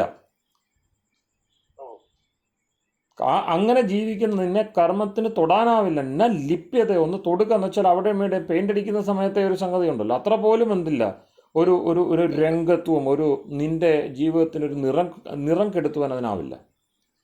ഈ ശുദ്ധബോധത്തിൽ ഇരുന്നു കൊണ്ട് കർമ്മത്തെ അനുശീലിക്കുവാൻ നിത്യവും കഴിഞ്ഞിരുന്നവരാണ് പിന്നെ കൃതയുഗത്തിലെ നമ്മളുടെ പൂർവികർ. അവിടെ നിന്നും അവരുടെ എണ്ണം മെല്ലെ മെല്ലെ എണ്ണത്തിന് കുറവ് വന്നപ്പോൾ പിന്നെ അത് ത്രേതയായി, ദ്വാപരമായി, ഇപ്പോൾ സംഘർഷത്തിൻ്റെ ഈ കാലത്ത് അത് ചെയ്യുന്നവരല്ല, അത് ചെയ്യാൻ കഴിയുന്നവർ, സങ്കല്പത്തിലെങ്കിലും ഉണ്ടാവും, പക്ഷേ ചെയ്യാൻ കഴിയുന്നവർ തീരെ വിരളമായിരിക്കുന്നു. വിരലെണ്ണാവുന്ന ആളുകളെ പോലും നമുക്ക് കിട്ടുന്നില്ല എന്നതാണ് അതിനകത്തെ ഒരു ദുർഘടാവസ്ഥ. ഈ വിഷയം സാങ്കേദർശനത്തിൽ ടെക്നോളജിക്കൽ അഡ്വാൻസ്മെന്റ് നമ്മൾ സ്വാഭാവികമായിട്ടുള്ള ആ അവസ്ഥയിൽ നിന്ന് കുറച്ചകന്നു പോയി സുഖത്തിന് വേണ്ടിയൊക്കെ. പക്ഷെ ഈ ടെക്നോളജിക്കൽ അഡ്വാൻസ്മെന്റ് കൂടുതലായിട്ടും അനിഹിലേഷന് വേണ്ടി ഉപയോഗിക്കുന്നതിന്റെ ഞാൻ അതിലേക്കാ വരുന്നത്. അപ്പോൾ ഈ ടെക്നോളജിക്കൽ അഡ്വാൻസിന് തന്നെ ഒരു ദൈവവിരുദ്ധതയും ഒരു പ്രകൃതിപരതയുമുണ്ട്. ശങ്കരാചാര്യർ സാഖ്യത്തെ ഖണ്ഡിക്കുന്നത് ഈ ദൃഷ്ടിയിലാണ്. സാഖ്യത്തിൻ്റെ അഡ്വാൻസ്മെൻ്റാണ് നമ്മൾ ഇന്ന് കാണുന്ന ഈ പറയുന്ന മായാ ചിന്തയുടെ അങ്ങേയറ്റം. കാരണം പ്രകൃതിയെ ഉപജീവിച്ചുകൊണ്ട് തന്നെ നമ്മുടെ പ്രശ്നങ്ങളെ പരിഹരിക്കാമെന്നൊരു സൂചന. അത് കപിലൻ അത് ഉദ്ദേശിച്ചിട്ടില്ല എങ്കിലും സാഖ്യത്തെ അങ്ങനെ കാണാം നമുക്ക്. കാരണം 2 സാഖ്യം ഉണ്ടായിട്ടുണ്ട്. തമിഴ്നാട്ടിലെ ഏറ്റവും പഴയ തമിഴ്നാട്ടിലെ ഇതിഹാസങ്ങളായിട്ട് കാണുന്ന ചിലപ്പതികാരത്തിലും അതുപോലെ മണിമേഖലയിലും ഒക്കെ നമുക്ക് കാണാൻ കഴിയും. നിരീശ്വര സാഖ്യമുണ്ട്, ശേശ്വര സാഖ്യമുണ്ട്. അപ്പം അതിൽ നിരീശ്വര സാഖ്യം എന്ന് പറയുന്നതിൻ്റെ വഴിയിലാണ് ഇന്ന് കാണുന്ന സയൻസും ടെക്നോളജിക്കൽ അഡ്വാൻസ്മെൻറ്റും ഉള്ളത്. അവിടെ ഈശ്വരനെ അവർ മാറ്റി നിർത്തി പ്രകൃതിയെ തന്നെ ഉപയോഗിച്ചുകൊണ്ട് എല്ലാ പ്രശ്നങ്ങൾക്കും ദുഃഖങ്ങൾക്കും ത്രിവിധ ദുഃഖങ്ങൾക്കുമുള്ള പരിഹാരം അതിൽ അപ്പോൾ അങ്ങനെ പ്രകൃതിയെ തന്നെ ആശ്രയിക്കാമെന്ന് വരവേ പിന്നെ ഈശ്വരനുമായിട്ട് ബന്ധപ്പെട്ട ആസ്തികത കൊണ്ടുള്ള പരസ്പരമായിട്ടുള്ള നമ്മളുടെ ബാധ്യതകൾ അതൊന്നും പ്രസക്തമാകുന്നില്ല. എന്ന് വെച്ചാൽ ഒരു 3 നൂറ്റാണ്ട് മുമ്പ് നമ്മൾ ഫ്രഞ്ച് വിപ്ലവത്തിൽ കാണുന്ന 3 അടിസ്ഥാന പ്രമാണങ്ങളുണ്ടല്ലോ: സ്വാതന്ത്ര്യം, സമത്വം, സാഹോദര്യം. കൃത്യം പറഞ്ഞാൽ ഇക്വാലിറ്റി, ഫ്രറ്റേണിറ്റി, ലിബേർട്ടി. അപ്പോൾ ആദ്യം വരുന്നത് അത് സമത്വമാണ്. ഈ 3 ആശയങ്ങളും വൈദികമാണ്. കാരണം വൈദിക ആചാര്യന്മാരായിരുന്നു. അവിടെ ജനിച്ചു എന്ന് പറഞ്ഞിട്ട് കാര്യമില്ല. വേദമൂലത്തിലേക്ക് എത്തി ചിന്തയെ അവിടെ കുറ്റിയടിച്ച ആചാര്യന്മാരായിരുന്നു ഈ വോൾട്ടയർ, റൂസോ, മൊണ്ടസ്ക്യൂ തുടങ്ങിയുള്ളവർ. അവരെ നമ്മൾ വിപ്ലവകാരികളായിട്ട് കാണുന്നത് നമ്മളുടെ അറിവില്ലായ്മ കൊണ്ടാണ്. വിപ്ലവകാരികളായിരിക്കാം, അവർ വിപ്ലവം ചെയ്തിട്ടുണ്ടാകും, പക്ഷെ അത് മാത്രമായിട്ട് കാണരുത്. അവർ വേദവിത്തുകളായിരുന്നു. അപ്പോൾ അവരവിടുന്ന് ഏറ്റവും ജിസ്റ്റ് കണ്ടെത്തി നമുക്ക് തന്നതാണ് സമത്വം, സാഹോദര്യം, സ്വാതന്ത്ര്യം. അപ്പോൾ ഇതിനൊരു ക്രമമുണ്ട്. നേരത്തെ താങ്കൾ പറഞ്ഞല്ലോ, അവർ ലിബർട്ടിക്ക് വേണ്ടി, സ്വാതന്ത്ര്യത്തിന് വേണ്ടി നമ്മൾ ഒരുപാട് എന്ത് ചെയ്യുന്നുണ്ട്. ഈ ആസുരി സമ്പത്ത് പെരുകുന്നത് അവിടെയാണ്. ദൈവീ സമ്പത്ത് ആസുരി സമ്പത്തായിട്ട് ആൾട്ടർ ചെയ്യപ്പെടുന്നത് സ്വാതന്ത്ര്യം എന്ന ചിന്തയിലാണ്. സ്വാതന്ത്ര്യം എന്ന ചിന്ത എപ്പോഴും സാഹോദര്യത്തിലും അതിലുപരി സമത്വത്തിലും ബന്ധിതമായിരിക്കണം. അപ്പോൾ സമത്വം സ്ഥാപിക്കണം. എന്ന് വെച്ചാൽ സമത്വം, യോഗ, ഉച്യത, സുഖദുഃഖാദികളെ സമബുദ്ധിയിൽ കാണുന്ന ഒരു നിലവാരം ചിന്തയിൽ ഉണ്ടായില്ല എങ്കിൽ നമുക്ക് എന്തു ചെയ്യാൻ സാധിക്കില്ല. ഒരു കാരണവശാലും നമുക്ക് ലോകത്തിൽ ദൈവീ സമ്പത്തിലേക്ക് കൈ തൊടുവാനാവില്ല. അതാണ് സമത്വം, യോഗ, ഉച്യത എന്ന് ഗീതയിൽ പറയുന്നത്. ഗീതയിൽ പലവട്ടം പറയുന്നുണ്ടല്ലോ, യോഗ കർമ്മസു കൗശലം എന്നൊക്കെ പറയുന്ന കർമ്മസു കൗശലം യോഗ. അപ്പം യോഗ എന്ന് വെച്ചാൽ എന്താണ്? ഈശ്വരീയ സമ്പത്തിലേക്ക് നമ്മൾ തൊടുന്നതിനാണ് യോഗ, യുജുരി യോഗ. അവിടെ യുജസമാധവുമല്ല, സമാധി പ്രജ്ഞയിലുള്ള വിഷയങ്ങൾ പതഞ്ജലി അവതരിപ്പിക്കുന്ന ആ സമാധിയിലുള്ള യോഗത്തെ അല്ല ഗീതയിൽ ഗീതയിൽ അവതരിപ്പിക്കുന്ന യോഗം എന്ന് പറയുന്നത്. രണ്ടും ഒരേ പരമ്പരയിൽ വരുന്നതാണ്, പക്ഷേ അതിൻ്റെ എൻഡ് 2ആണ്. കാരണം 2 ധാതുക്കളുണ്ട്. ഇവിടെ നമുക്ക് ഇതിനകത്ത് വരുന്ന പോലെ, ഇപ്പം ഈശാവാസ്യത്തിൽ വരുന്ന പോലെ വസധാതുവിന് 2 മൗലികാർത്ഥങ്ങളുണ്ട്. നിവാസം എന്നും അർത്ഥമുണ്ട്, ആച്ഛാദം എന്നും അർത്ഥമുണ്ട്. അപ്പോൾ ഈ 2 ധാതുക്കൾ വെച്ചുകൊണ്ട് 2 അർത്ഥതലങ്ങൾ ഉണ്ടായി വരുന്നുണ്ട്. രണ്ടും സ്വാഭാവികമാണ്. പക്ഷേ കൂടുതൽ വൈദികമേതെന്ന് ചിന്തിക്കുമ്പോഴാണ് നമ്മൾ അവിടെ ആച്ഛാദന ധാതുവിനെ നമ്മൾ സ്വീകരിക്കുന്നത്. ഇവിടെ അതുപോലെ തന്നെ നമ്മളിപ്പം ചർച്ച ചെയ്ത് വന്നത് ഏതായിരുന്നു? നമ്മൾ ഈശ്വരത്തിലേക്ക് വന്നു. തൊട്ട് മുമ്പ് നിർത്തിയതായിരുന്നു അല്ല, തൊട്ട് മുമ്പ് രണ്ട് അർത്ഥതലങ്ങളെ പറ്റി പറഞ്ഞല്ലോ. യുജുധാതു, അതെ. അപ്പോൾ യുജുര് യോഗയുണ്ട്, യുജസമാധവും ഉണ്ട്. യുജസമാധവും എന്ന അർത്ഥത്തിലാണ് പാതഞ്ജലത്തിൽ അതിൻ്റെ പ്രയോഗം. പക്ഷേ ഗീതയിൽ യുജുരു യോഗ എന്നതാണ്. അപ്പം ദൈവീ സമ്പത്തുമായിട്ട് നമ്മെ ബന്ധപ്പെടുത്തുക, അതിനാണ് ഭക്തി എന്ന് പറയുന്നത്. ഗീതയിൽ പറയുന്ന ഭക്തി അതാണ്. ഈശ്വരൻ സമ്പത്താണ് സ്വയം. ഈശ്വരൻ്റേതൊക്കെയും സമ്പത്താണ്. അതിനാണ് ഐശ്വര്യം എന്ന് പറയുന്നത്. ഈ ഐശ്വര്യമില്ല എങ്കിൽ നമുക്ക് ലോകജീവിതത്തിലും തൃപ്തി ഉണ്ടാവില്ല. നമ്മൾ ഈ പറയുന്ന പോലെ എന്ത് ചെയ്യും? വീണ്ടും വീണ്ടും ജനിച്ചുകൊണ്ടേയിരിക്കും. തൃപ്തിയില്ലാതെ, സന്തോഷമില്ലാതെ, ശുചിത്വമില്ലാതെ, ശുദ്ധിയില്ലാതെ അങ്ങനെ നമ്മൾ പോയിക്കൊണ്ടേയിരിക്കും. അപ്പോൾ അതുകൊണ്ട് ദൈവീ സമ്പത്ത് അറിയുക, അതിനെ തൊടുക, അതിനോട് ചേരുക, അവിടാണ് ആ യുജുരു യോഗ എന്ന് പറയുന്ന ശുദ്ധമായ ധാതുവിൻ്റെ അർത്ഥം നിൽക്കുന്നത്. അതിനുവേണ്ടിയുള്ള അനുശീലനങ്ങളാണ് അവിടെ കർമ്മവും ജ്ഞാനവും ഭക്തിയും ഗീതയിൽ ചർച്ച ചെയ്യുന്ന മുഴുവൻ കാര്യങ്ങളും. പിന്നെ അത് വേറൊരു വിഷയമാണ്, അങ്ങോട്ട് പോകുന്നില്ല. പക്ഷേ യാനത്രയമായിട്ട് ബന്ധമുള്ളത് എപ്പോഴെങ്കിലും നമുക്കത് ചർച്ച ചെയ്യാം. അത് യാനത്രയമായിട്ട് നേരിട്ട് തന്നെ ബന്ധപ്പെട്ട് കിടക്കുന്ന വലിയ ഒരു ഭാഗമാണത്. അപ്പോൾ ഈ ദൈവീ ആസുരി സമ്പത്തിൽ നമുക്ക് പിന്നെ ചേരേണ്ടത് ദൈവസമ്പത്തിനോടാണ്. നമ്മൾ അകന്നിരിക്കുന്നത് ദൈവത്തോടാണ്. ദൈവത്തോട് അകന്നിരിക്കുന്ന ഒരുവന് ദൈവസമ്പത്തിൽ എങ്ങനെയാണ് അധികാരം വരിക? ദൈവത്തെ നിഷേധിക്കുന്നു. ദൈവീ സമ്പത്തിന്റെ പ്രഭവം ഈശ്വരനാണെന്നിരിക്കെ ആസുരി സമ്പത്തിന്റെ പ്രഭവം എങ്ങനെ വിലയിരുത്താം? അവിടാണ് വിഷയം. നമ്മൾ പ്രകൃതിയുടെ ബന്ധനത്തിലായി കഴിയുമ്പോൾ നമ്മൾ ഈശ്വരനെ മറക്കുന്നു. നിത്യവും ഞാനതുകൊണ്ടാണ് നിത്യകർമ്മത്തിന്റെ പ്രാധാന്യം പറഞ്ഞത്. നിത്യകർമ്മം മാത്രമേ നിത്യനോട് നമ്മെ നിലനിർത്തത്തുള്ളൂ, നിത്യതയോട് നമ്മളെ ചേർക്കുകയുള്ളൂ. നിത്യകർമ്മം നിത്യത്തെ എല്ലാ ദിവസവും ചെയ്യുന്നത് അല്ല. ഇത്രയും ബോറടിപ്പിക്കുന്ന കർമ്മങ്ങൾ വേറെ ഉണ്ടാവില്ല.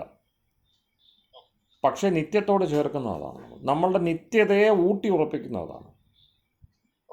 നിത്യകർമ്മം എല്ലാ ദിവസവും ചെയ്യുന്നത് എന്നതുകൊണ്ട് മാത്രമല്ല, നിയതം, അതിനൊരു കൃത്യമായ ഫോർമാറ്റ് ഉണ്ട് എന്നതുകൊണ്ട് മാത്രമല്ല, മറിച്ച് നിത്യതയോട് നമ്മളെ ചേർക്കുന്നത് അതായതുകൊണ്ടാണ് അതിന് നിത്യത്വം വന്നത്. അപ്പോൾ ഈ നിത്യകർമ്മങ്ങളിൽ നിന്ന് നമ്മൾ അകന്നിട്ട് എന്ത് ചെയ്തു? നമ്മൾ സമയം, ഇപ്പം പൂർവികർ പറയും, പിന്നെ രാവിലെ സന്ധ്യാവന്ദനം, സൂര്യോദയത്തിനോട് അനുബന്ധമായ കാലത്ത് സന്ധ്യാവന്ദനവും അഗ്നിഹോത്രവും അനുശീലിക്കാത്ത ഒരുവന് പ്രത്യവായം ഉണ്ടാവും. നമ്മുടെ ശ്രുതി ഗ്രന്ഥങ്ങൾ എടുത്താൽ, ധർമ്മശാസ്ത്രം എടുത്തു കഴിഞ്ഞാൽ നിരന്തരം കാണുന്ന ഒരു വലിയ ഭീഷണിയാണ് പ്രത്യവായം. പ്രത്യവായുവന വിദ്യത എന്ന് പറഞ്ഞ് ഗീത സമാശ്വസിപ്പിക്കുന്നുണ്ട്. ഗീതയിൽ ഭഗവാൻ ഒരിടത്ത് അർജുനന് പ്രത്യവായുവന വിദ്യതേ സ്വല്പമപ്യസ്യ ധർമ്മസ്യ ത്രായതേ മഹതോ ഭയാത്. ഈ പ്രത്യവായം ഒരു വലിയൊരു വിഷയമാണ്. അതായത് നാം ഈ ശരീരം എടുക്കുന്ന സമയത്ത് പ്രാർത്ഥനയോടുകൂടി ഈശ്വരങ്കലായിരുന്നു. അവിടെ നിന്നും ഈശ്വരനിൽ നിന്നും നിർദ്ദേശം, ആദേശം, നിയോഗം കിട്ടി വരുന്നു. ആ നിയോഗം നമ്മൾ മറക്കുന്നു. എങ്ങനെ? സ്വന്തം ഇഷ്ടം, ഈ വാസന പേറുന്ന ഇഷ്ടത്തിന് അടിപ്പെട്ടുകൊണ്ട് ഈശ്വരനോട് ബന്ധപ്പെടാതെ പോകുന്നു. അത് സഹജമായൊരു സാഹചര്യമാണ്. പുറത്തേക്ക് എത്തുന്നത് ഒരു ആസ്തിക കുടുംബത്തിലാണെങ്കിൽ അവർ വീണ്ടും അവിടെ ലിങ്ക് ചെയ്യും. ആസ്തിക കുടുംബത്തിൽ, ആസ്തിക കൂട്ടായ്മയിലാണ് സഹജമായിട്ട് ഈശ്വരനുണ്ട്. ഈശ്വരനെ നമ്മൾ കണ്ടുകൊണ്ടല്ലല്ലോ ഉണ്ടെന്ന് തിരിച്ചറിയുന്നത്.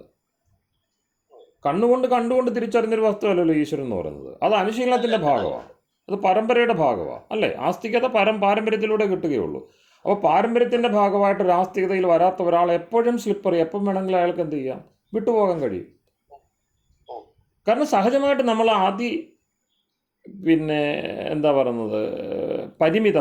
അതിപരിമിതമായിട്ടുള്ള തീരെ വിരളമായിട്ടുള്ള ഒരു ബുദ്ധിയും അതുപോലെ തന്നെ ശക്തിയുമൊക്കെ ഉള്ള ആണ് നമ്മുടെ ശക്തി തീരെ സീമിതമാണ്. അപ്പോൾ അനന്ത വിഷയങ്ങളോ അനന്തകാലമോ ഒന്നും നമുക്ക് ചിന്തിക്കാനാവില്ല. കേവലം വർത്തമാനകാലത്തിൽ മാത്രം വ്യവഹരിക്കുന്ന ഇന്ദ്രിയങ്ങൾ, വർത്തമാനകാലത്തെ മാത്രം കൈകാര്യം ചെയ്യാൻ കഴിയുന്ന, പ്രോസസ്സ് ചെയ്യാൻ കഴിയുന്നൊരു മനസ്സ്, അതിൽ ത്രികാല വിഷയങ്ങൾ, ഭൂതമുണ്ട്, ഭാവിയുണ്ട്, ഇവയെ സംബന്ധിച്ചുള്ള വിഷയങ്ങൾ നമുക്ക് തോറ്റിത്തരുക എന്ന് പറയുന്നതാണ് സ്തോത്രം. അതാണ് സ്തോത്രം, തോറ്റം അല്ലെങ്കിൽ സ്തോത്രം എന്ന് പറയുന്നത് അതാണ്, തോറ്റുകയാണ്. ഇല്ലാത്ത സാധനത്തെ ഈ കേവല വർത്തമാന ജീവികളായ നമുക്ക് ഭൂതകാലത്തെയും ഭാവി കാലത്തെയും നമ്മളിൽ ഇണക്കി തരിക എന്നുള്ളതാണ് ഈ സ്തോത്രങ്ങൾ ചെയ്യുന്നത്. അപ്പോൾ അങ്ങനെ തോറ്റുന്നത് ആസ്തിക പരമ്പരയിലാണ്. അതിന് ഭാഗ്യം എപ്പോഴേ കിട്ടുകയുള്ളൂ? നിത്യകർമ്മങ്ങൾ ഉണ്ടെങ്കിലേ ഈ ആസ്തിക പരമ്പരകൾ നിൽക്കുകയുള്ളൂ. അപ്പോൾ നിത്യകർമ്മങ്ങൾ മുടങ്ങുമ്പോഴുള്ള വിഷയം എന്താണ്? നിത്യത്തോടുള്ള ബന്ധവും ശിഥിലമാകുകയാണ്. അപ്പോൾ നമ്മൾ സാധാരണതയിലേക്ക് വന്നു. അപ്പോൾ കലികാലത്തിലേക്ക് വരുമ്പോൾ ഈ മായ എന്ന് പറയുന്ന സാധനം എന്താണ്? ഇരുട്ടുകൊണ്ട് ഓട്ടയടയ്ക്കലാണ്. നമുക്ക് നേരിട്ട് ഈശ്വരനോട് ബന്ധം സ്ഥാപിച്ചുകൊണ്ട് അനായാസമായിട്ട് ചെയ്യാൻ കഴിയുന്ന കാര്യങ്ങൾ നമ്മൾ എന്ത് ചെയ്യുന്നു? യന്ത്രങ്ങളെ ആശ്രയിക്കാൻ തുടങ്ങുന്നു. ഇപ്പം നിരന്തരം ഗായത്രി പരിശുദ്ധമായിട്ടുള്ളൊരു ബുദ്ധിയിൽ ഓർമ്മ എന്ന് പറയുന്നതിന് എത്രമാത്രം എന്തൊക്കെ വേണമെങ്കിലും അവിടെ ഓർമ്മയിലേക്ക് വെക്കാം, ഓർമ്മയിൽ സൂക്ഷിക്കാം. പിന്നെ അതൊരു അനന്തമായ ഖജനാവാണ് ഓരോരുവൻ്റെയും ബുദ്ധി. ഈശ്വര സൃഷ്ടി അതാണ്. ഈശ്വരൻ നമുക്ക് തന്നിരിക്കുന്ന മസ്തിഷ്കം അതാണ്. പ്രാണായാമം കൊണ്ട് ബലപ്പെട്ട ഒരു ശ്വാസകോശത്തിന് ചിന്തിക്കാനാവാത്ത പ്രാണ ഊർജ്ജത്തെ നൽകാനും പ്രസരിപ്പിക്കാനും കഴിയും. അതാണ് ഈശ്വരൻ്റെ സൃഷ്ടി. നമ്മുടെ കയ്യിലിരിക്കുന്ന ശ്വാസകോശം, നമ്മളിലിരിക്കുന്ന മസ്തിഷ്കം എന്തെന്ന് ചിന്തിച്ചു. അപ്പോൾ ഒരായുസ് കൊണ്ട് 3 ആയുസിൻ്റെ പരിധിയിലേക്ക് സഞ്ചരിക്കാൻ കഴിയുന്ന ദേവയാനത്തിൽ ഋഷികൾ പ്രവർത്തിച്ചിരുന്നു. നമ്മളെപ്പോലുള്ള സാധാരണ മനുഷ്യർ തന്നെ, അസാധാരണത്വമൊന്നുമില്ല. അവരുടെ ഒറ്റ വിഷയമുള്ള അവർ ദൈവീ സമ്പത്തിനെ തിരിച്ചറിഞ്ഞ് അതിനോട് ചേരുന്നു, അതിൻ്റെ ഉപാസന ചെയ്യുന്നു. അപ്പോൾ ഈശ്വരനോടുള്ള ബന്ധം വിച്ഛേദിക്കപ്പെട്ട തലമുറകൾക്ക് എവിടെയൊക്കെ എന്ത് ചെയ്യുന്നു, അവർ സ്വന്തമായിട്ട് ചിന്തിക്കുന്നു. അപ്പോൾ അവരുടെ മുമ്പിൽ കാണുന്ന സംഗതി പ്രകൃതിയാണ്. അപ്പോൾ പ്രകൃതിയിൽ തന്നെ അതിൻ്റെ കാരണം കണ്ടെത്തി, അതിൽ തന്നെ അതിൻ്റെ പരിഹാരവും കണ്ടെത്തി, അങ്ങനെ പോകുന്നൊരു വ്യവസ്ഥ വികസിച്ചു വന്നു. അതിനാണ് മായ എന്ന് പറയുന്നത്. മായാം തു പ്രകൃതി വിദ്യാത് മായനം തു മഹേശ്വരം എന്ന് വളരെ കൃത്യമായിട്ട് ശ്വേതസുതരം ഈ വിഷയത്തെ കോഡ് ചെയ്യുന്നുണ്ട്. അപ്പോൾ മായ എന്ന് പറയുന്നത് പ്രകൃതിയുമായി ബന്ധപ്പെട്ടുള്ള നമ്മളുടെ തത്കാലത്തേക്കുള്ള പരിഹാര മാർഗങ്ങളാണ്. ജീവിതത്തെപ്പറ്റിയുള്ള താത്കാലിക ചിന്തകൾ, താത്കാലിക പ്രയോഗങ്ങൾ, അതിനുവേണ്ടി നമ്മൾ കെട്ടിപ്പടുത്തിരിക്കുന്ന നമ്മളുടെ മാനുഷിക സമ്പത്ത്. ദൈവീ സമ്പത്തിൻ്റെ മേലെ നമ്മൾ ചെയ്യേണ്ടിയിരുന്നത് എന്തായിരുന്നു? അതിനെ ശുദ്ധമായ ജലം അടുത്ത തലമുറയ്ക്ക് കൊടുക്കാൻ കഴിയുമെന്ന് നമുക്ക് ഇന്ന് പ്രതിജ്ഞ ചെയ്യാൻ കഴിയുമോ? ഒരുപാട് പ്രതിജ്ഞകൾ നടക്കുന്നുണ്ടല്ലോ. ശുദ്ധജലം അടുത്ത തലമുറയ്ക്ക് ഞങ്ങൾ കൊടുക്കുമെന്ന് പ്രതിജ്ഞ ചെയ്യാൻ ഇന്നത്തെ മനുഷ്യരാശിക്ക് കഴിയുമോ? പ്ലാസ്റ്റിക് ഉപയോഗിച്ച് പ്രകൃതിയെ മുഴുവനും ഇപ്പോൾ പ്ലാസ്റ്റിക് പ്രകൃതിയുടെ ഇവിടെ പ്രകൃതിയിലെന്നല്ല, നമ്മളുടെ അന്തരീക്ഷത്തിലെ ഈശ്വരനാണ്. പ്ലാസ്റ്റിക് ഇല്ലാത്ത സ്ഥലമില്ല. അതിൻ്റെ ഈ മൈക്രോ പ്ലാസ്റ്റിക് എന്ന് പറയുന്ന സംഗതി എന്തൊക്കെ ചെയ്തുകൊണ്ടിരിക്കുന്നു എന്നതിനെപ്പറ്റി ചിന്തിച്ച ആളുകൾ അവരവരുടെ പണി നിർത്തിപ്പോവാണ്. കാരണം ഇനി അതിന്മേലൊന്നും ചെയ്യാനില്ല, ഞങ്ങൾ കൈയെടുക്കുന്നു എന്ന് പറഞ്ഞ് പോകുന്ന ആളുകളെ നമുക്കറിയാം. കാരണം ഇത് എങ്ങനെയാണ് ജീവകോശങ്ങളിലേക്ക് എത്തി എന്തൊക്കെ പരിണാമം ഉണ്ടാക്കുന്നു എന്നത് അവരതിൻ്റെ വഴികളിലൂടെ ചിന്തിച്ചു കഴിഞ്ഞപ്പോൾ അസാധാരണമായിട്ടുള്ള നമുക്കൊന്നും ചെയ്യാൻ കഴിയുന്നില്ല, നമ്മുടെ കൈവിട്ടത് പോയിരിക്കുന്നു. ഇപ്പോൾ കലികാലത്തിൻ്റെ ഒരു ഭയങ്കര രൂപമായിട്ട് പ്ലാസ്റ്റിക് വരുന്നു. എന്തിനാണ് പ്ലാസ്റ്റിക് ഉണ്ടാക്കിയത്? ആരാണ് പ്ലാസ്റ്റിക് ഉണ്ടാക്കിയത്? ഈ മായാപ്രയോഗക്കാർ. ഈശ്വരൻ്റെ വ്യവസ്ഥയിൽ പ്ലാസ്റ്റിക് അത്യാവശ്യമായിരുന്നു. ആയിരുന്നെങ്കിൽ അദ്ദേഹം ചെയ്തേനെ. അത് പ്ലാസ്റ്റിസിറ്റി ഉണ്ട്, അത് വേറെ കാര്യം. ഇന്ന് നമ്മൾ ഉപയോഗിക്കുന്ന പ്ലാസ്റ്റിസിറ്റി എന്ന് പറയുന്ന സംഗതി ഈശ്വരൻ്റെ സൃഷ്ടിയിൽ തന്നെ ഉള്ളതാണ്. അത് അതിസൂക്ഷ്മത്തിലുള്ളതാണ്. ഏറ്റവും സൂക്ഷ്മത്തിലുള്ളതിനെ പുറത്തേക്ക് എടുത്തു. ഇപ്പം ഭൂമിക്ക് അടിയിലിരിക്കുന്ന ഈ പറയുന്ന ജൈവഘടകങ്ങളെ പുറത്തെടുത്ത് പെട്രോളാക്കി അതിനെ നമ്മൾ ക്രൂഡ് ഓയിൽ വരെ ആക്കി എന്തൊക്കെ ചെയ്തുകൊണ്ടിരിക്കുന്നു എന്നത് ആവശ്യമുണ്ടായിട്ടല്ല, അത് അത്യാവശ്യമായിരുന്നില്ല. പൂർവികർക്ക് അത് അറിയാത്തതുകൊണ്ട് അവർ ഉപയോഗിക്കാതിരുന്നതല്ല. അത് ഉപയോഗിച്ചാൽ അതിനകത്തുനിന്ന് പ്ലാസ്റ്റിക് ഉൾപ്പെടെയുള്ള സാധനങ്ങൾ ഉണ്ടായി പ്രപഞ്ചത്തിൻ്റെ നില ആസുരമായി തീരുമെന്ന് അറിയാവുന്നതുകൊണ്ട് അവർ ചെയ്യാതിരുന്ന. അത് കാരണം അവർ ദൈവീ സമ്പത്തിൻ്റെ ഉടമകളായിരുന്നുകൊണ്ട് ഈ സൃഷ്ടിയുടെ രഹസ്യങ്ങൾ നമ്മളെക്കാൾ കൂടുതൽ അവർക്കറിയാമായിരുന്നു എന്ന് എനിക്ക് ഉറപ്പുണ്ട്. അവർ ഇത് കണ്ടിട്ടും അതിനെ ധനമായിട്ട് കാണാതിരുന്നത് എന്തുകൊണ്ടാണ്? അത് ഉപദ്രവം ഉണ്ടാക്കുന്നു എന്നതുകൊണ്ടാണ്. അപ്പം ഇന്ന് നമ്മൾ ഈ പറഞ്ഞ പോലെ ഇലക്ട്രിസിറ്റി ഉൾപ്പെടെയുള്ള സാധനങ്ങൾ നമ്മുടെ സൗകര്യം പോലെ നമ്മൾ ഉപയോഗിച്ചു. സൂര്യൻ്റെ ഊർജ്ജത്തെ ഉപയോഗിച്ചില്ല. ഇന്നിപ്പോൾ മാഴുകുന്നു. സൂര്യോർജ്ജമാണ് ഊർജ്ജം. അപ്പം നേരത്തെ സൂര്യോർജ്ജത്തെ ഗായത്രി ഉൾപ്പെടെയുള്ള ഉപാസനയിലൂടെ അവരൊക്കെ പ്രാകൃതരായിട്ടുള്ള മനുഷ്യരാണ്. അവർക്ക് എന്തില്ല? ഡെവലപ്മെൻ്റ് ഇല്ല, അവർക്ക് ടെക്നോളജി ഇല്ല. അങ്ങനെയൊന്നും പറയരുത്. കാരണം അവസാനം എത്തി നിൽക്കുന്നത് അതിലേക്കാണല്ലോ. നമ്മൾ ചെയ്തതെല്ലാം പ്ലാസ്റ്റിക് പ്രൊഡക്ഷൻ ആയിരുന്നല്ലോ. അവിടെയാണ് വിഷയം. അപ്പോൾ ദൈവീ സമ്പത്തിൽ നിന്ന് അകന്ന് അനൃത ബുദ്ധിയായിട്ടുള്ള മനുഷ്യൻ ഋതത്തെ തെറ്റിച്ചുകൊണ്ട് ആസുരത്വം വളർത്തിയെടുത്തു. അല്ലാതെ അസുരൻ എന്ന് പറഞ്ഞൊരു ദൈവ പ്രതിപുരുഷനൊന്നും ഇരിപ്പില്ല. അതാണ് കലികാല കൃതികളായിട്ടുള്ള ബൈബിൾ തുടങ്ങിയുള്ളതിലൊക്കെ കാണുന്ന ഒരു ആഭാസം. കാരണം എന്താണ്? ദൈവത്തിനൊരു പരപുരുഷനുണ്ട് അപ്പുറത്ത്, ഒരു പ്രതികരണമുണ്ട്. അങ്ങനെയൊന്നുമില്ല. ദൈവത്തിൻ്റെ ശക്തിയൊന്നും ഒരു കുറവും, ദൈവത്തിൻ്റെ ശക്തിക്ക് ഒരു കുറവും വരത്തില്ല. അന്നത്തെ ബ്രഹ്മം തന്നെയാണ് ഇന്നത്തെ ബ്രഹ്മവും, അതിന് വ്യത്യാസമൊന്നുമില്ല. പക്ഷേ പ്രശ്നം എന്താണ്? നമുക്കാണ് വിഷയം വന്നത്. ബ്രഹ്മത്തിന് ഒരു കേടും വരത്തില്ല, പ്രകൃതിക്ക് ഒരു കേടും വരത്തില്ല. പക്ഷെ നമ്മളുടെ അനുഭവയോഗത്തിന് വലിയ കേട് പറ്റി. അതാണ് കലികാലം എന്ന് പറയുന്നത്. അപ്പോൾ അവിടെ എന്ത് ചെയ്തു? നമ്മൾ ദൈവീ സമ്പത്തിനെ അങ്ങനെ തന്നെ ഉപയോഗിക്കാനുള്ള ക്ഷമത നമ്മൾക്കില്ലാതായി. നമ്മൾ ഇരുട്ടുകൊണ്ട് ഓട്ടയടയ്ക്കുന്നവരായി, പെട്ടെന്ന് പരിഹാരം ചെയ്യുന്നവരായി, ഒരുപാട് പേരെന്ത് ചെയ്യുന്നു അതിനെ പിൻപറ്റുന്നവരായി. അങ്ങനെ അന്ധപരമ്പരയുടെ വക്താക്കളായി അന്ധപരമ്പര പെരുത്തു.